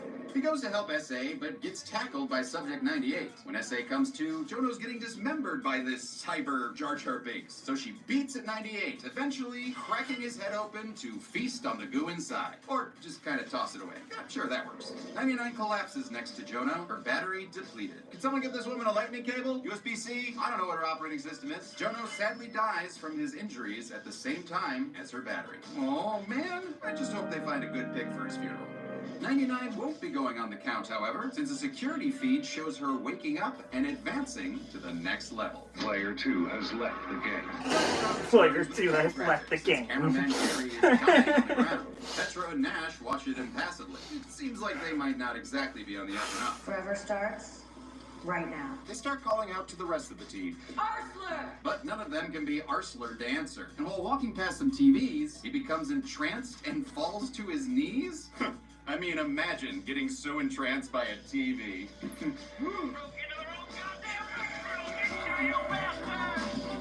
Alright, my turn now. The final final segment, Terror, begins with a blaring alarm. We're at a makeshift military base outside of Detroit, Michigan, but these D-bags aren't D-Town's finest. This is a propaganda video for the First Patriots Movement Militia, a group of gun-toting white supremacists. It all feels like a Chaos Realm version of the Red Green Show. They're led by their self-described Hair Commandant, Greg. Damn, Gus from Recess took a hard right turn after graduation. We will take back America. And remember, if the women don't find you handsome, they should at least find you handy. Greg, you can't just shoot into the air. What kind of That's example so are you true. setting as a... Okay, now look what you've done. Michigan is weird. Hold on, Flakes. Hold on, everyone.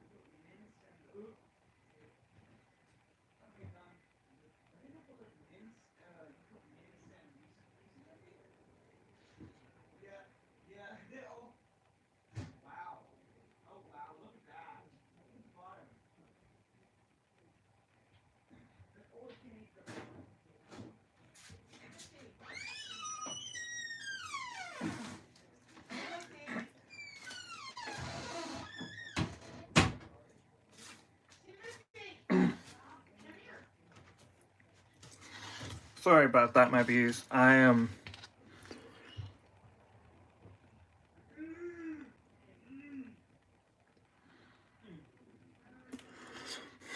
Sorry about that, my views. I had to get, like, some dinner, which we're having nachos, so...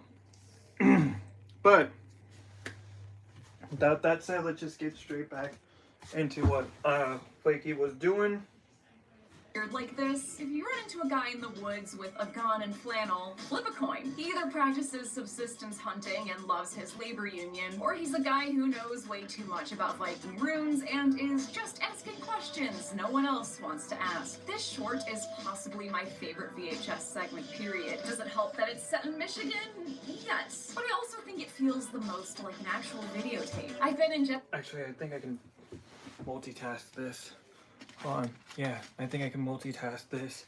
I think I can eat while I do this video a bunch of old family tapes from the 90s, and the magnetic bleed and haze is spot on. In an attic in their barn, they have a holy holding cell covered in homemade crosses and garlic, making this a strong contender for stankiest VHS location, at least until we get to Ozzy's dungeon. They're holding an unnamed prisoner whom they refer to as the Beast. They blow his brains out with a shotgun, but he doesn't get a kill graphic. This execution is a daily occurrence that's used to keep him in check. Well, at least they have a hobby. See, the Beast might not look it, but he's actually a vampire. And he technically sparkles in sunlight. If you count one giant sparkle, that's the temperature of the sun. To test this effect, they collect some of his blood and inject it into a bunny. When it touches daylight, it goes off like a killer rabbit holy hand grenade hybrid. This is like if J. Robert Oppenheimer was played by your uncle you had to block on Facebook. The first Patriots plan on using this reaction to attack the McNamara Federal Building in downtown Detroit. We detonate the abomination. That building, the real one, not whatever Toronto structure they filmed here, was actually the site of a real-life incident right after 9/11, when a federal officer was killed in the lobby by a guy who was mad he couldn't take his gun inside. This fictional attack is the first... What's going on? What just happened? Oh, what just happened? Come on, son. Not now, son. Not now, son. What the hell just happened?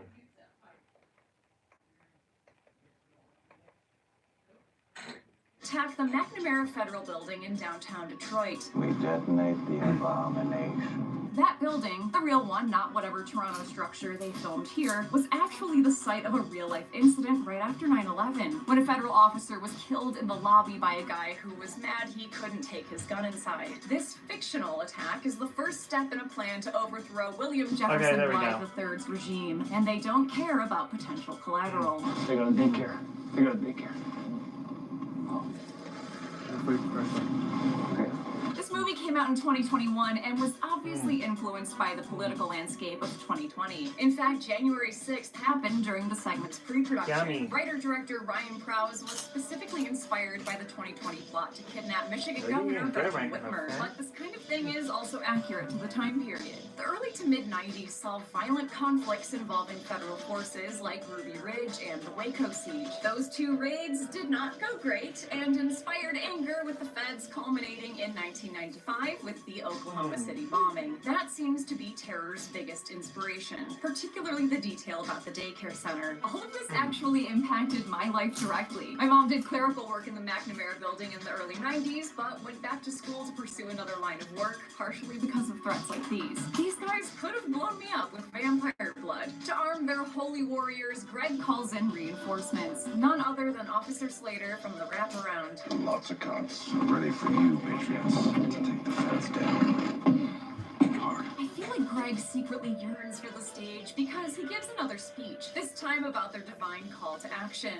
This man heard Wu-Tang's clarion call to action, and he did his part. Wotan is another name for Odin, Norse god and ruler of Asgard, occasionally played by a bored Anthony Hopkins. You can see Odin's rune reversed on the militia's insignia. The two branching paths of a Norse god. Be appropriated by white supremacists, or join Fire Emblem heroes as a waifu with gigantic honkers. That night, Greg decrees they celebrate the coming battle with righteous cleansing. We will get cork high and bottle deep. Okay. We're gonna get fucking wasted. Oh. Hell yeah. Our patriots get absolutely slizzard with whatever mix of rubbing alcohol and fruit juice is in that jar. Never rest, only peak.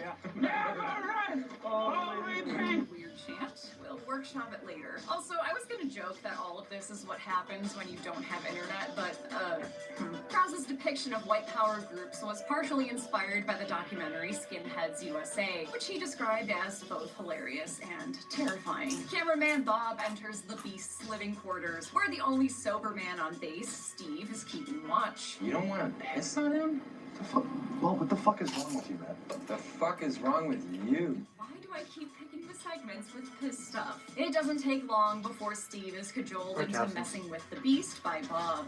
Jump on the wheel. They wind up sounding like us yelling at Daisy Edgar Jones at the end of Twisters. Kiss him! The next morning, the group is roused from their hangovers by alarm bells. Seems like the Beast got loose last night and killed one of their own, a guy named Terry. Terry's fucking dead. Greg frantically calls for a head count of everyone outside, and a severed head is tossed out in response. I think this guy's name is Reed or something. It freaks out one guy so much, he goes full ATF and just starts blasting, killing one guy with friendly fire. He only stops shooting when he's put down with 2 bullets to the head. Steve is revealed to have survived and tries to come outside, which isn't the best idea. You're covered in vampire blood! He immediately explodes, and the blast knocks over these 2 guys on the left. Since we never see them again, I'm just gonna go ahead and count them as dead. Why not? Terror has a ton of stunts and pyrotechnics, which Prowse called a childhood dream come true. They did have to deal with cold weather, though, since they shot in February in Burlington, an hour outside of Toronto. Sometimes their fake blood would literally freeze in the tubes. Greg leads the surviving militia members on a vampire slaying expedition. He seemingly clears the attic, but when this guy Tom tries to go up, a fully transformed beast appears and fucking tears his face off. The remaining trio gives chase, but another dude named Jimmy is killed when the beast repeatedly bashes his head into the ground. Bob freaks out and starts firing, accidentally hitting Greg in the process. My leg! We get a close-up look at the vampire's Reaper-looking final form as he knocks the camera to the ground. This is an excellent practical creature effect that I almost forgot about. Ratma just casts such a large shadow over the rest of this movie. After his success with Ratma, Patrick McGee was hired to make the Beast. He had even less time for this one. Only 11 days to do everything from punching in the hair to gooing out the mouth. He designed a vampire maw the Superformer controlled by sticking their hands inside and waving them around. And open. Nice. And close. Kind of reminds me of and a big open. those zombies from Resident Evil Afterlife. The Beast helps himself to a big bite of Bob. It leaves him looking like Two-Face. Then the vampire proceeds to drag the injured Greg into his own holding cell. As the Hair Commandant proclaims Christ is King, sunlight hits the Beast, igniting him and wiping out Greg and the whole compound in the process.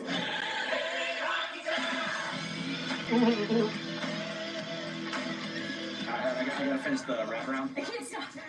Detroit was mentioned. I can't stop. I know. Chelsea. Chelsea. Chelsea. For the love of God. Yep. Kwame. We return to the compound, where Spidey's been given the eye-popping treatment. Slater is tied up next to him. He's being held hostage by Petro and Nash, who reveal themselves as members of this cult that just, really loves movie night, you know? They confront him over his alt-right connections and let him know how this tape is gonna end. We're the final girls. You're our final kill. I don't love the dialogue here. It's laid on a little thick. We deal in contraband content, strictly VHS. But I do love this kill, as Petro beats Slater's head with the camera until it's nothing but a bloody pulp. Ew. The movie ends as the 2 ladies talk about their latest tape. What should we call it? Oh, I know. You could call it Title Card. How many Ratmas There does we this about go. I Ratma's love when Ratma? he does that Let's find title out and card get to the thing. Ratmas. Whoa, Ratma.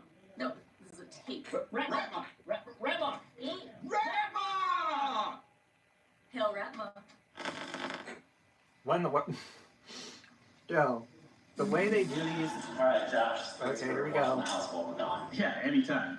Yeah, enjoy the new augmented reality headset I got. I actually downloaded a game you might enjoy.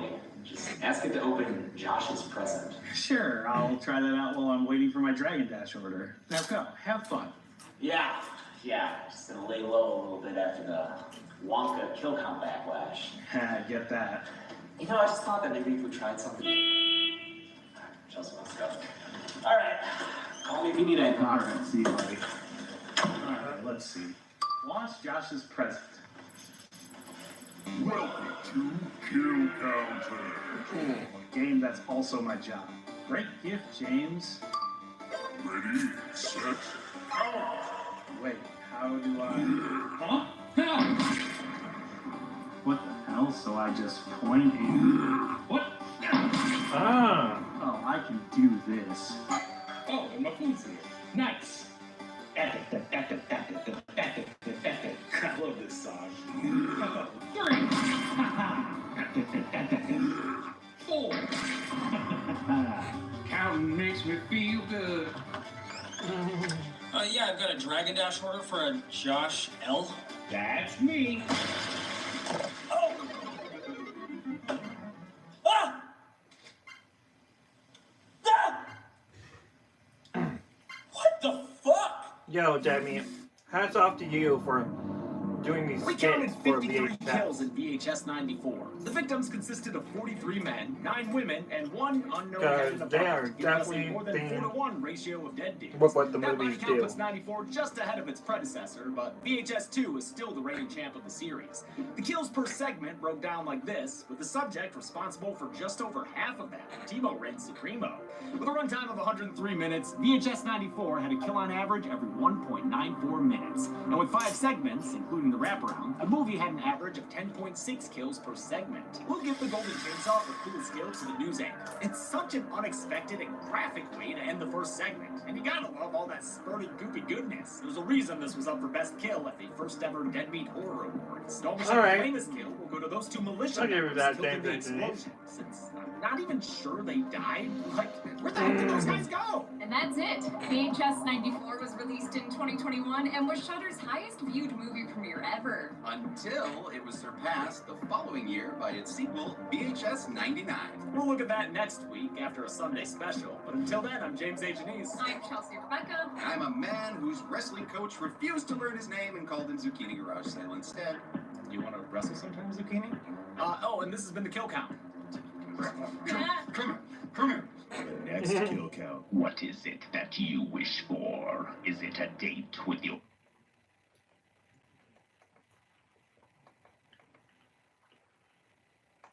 Alright, we need to find... Wait, is that it? Is that it? That can't be it. That's it?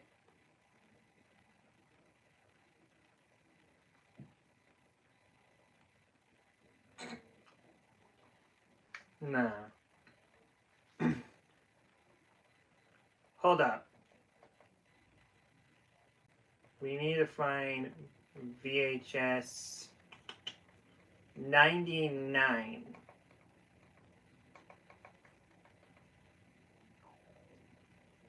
What?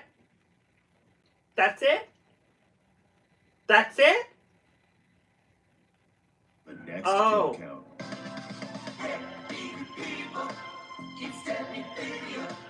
They didn't do it yet. Okay. Well, this is part 1. Let's just put this as part 1 for me to get prepped up. I really thought I would do this in one go with all of them, but they only did VHS, VHS 2, VHS Viral, and VHS 94. But we will get VHS 99 kill count. So, in the meantime, this is your Flakey Queen Winter off this. Thank you.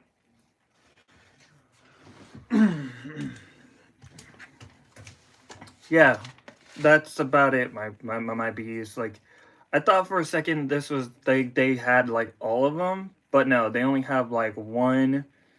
VHS 1, VHS 2, VHS Viral, and VHS 94. They only did those movies. They didn't counter yet on VHS 99, but once that does get out, this is part 1 of Flakey Queen Winter with Dead Meat's kill count of the VHS franchise. And again, Nick Knack, thank you for like coming on to my live stream and hanging out with me, even though it's Flakey Queen Winter reacting to the VHS kill counts. But thank you so much.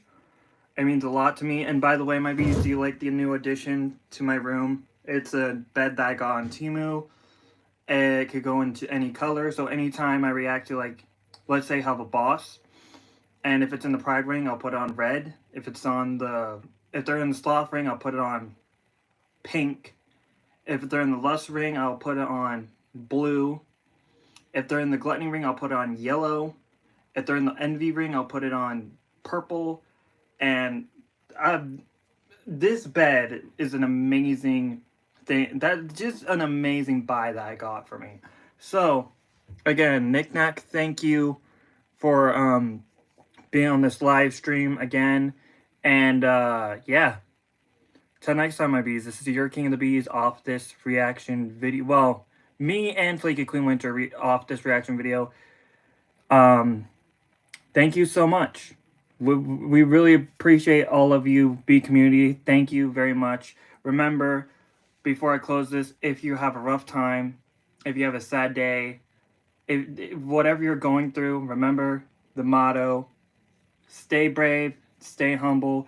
You can get through it. You can pull. You can do it. You can do it. You can chase your dreams. You can keep creating content. You can creating music. Whatever you be community do, keep doing it. Keep grinding on your job, your career, your goals in life.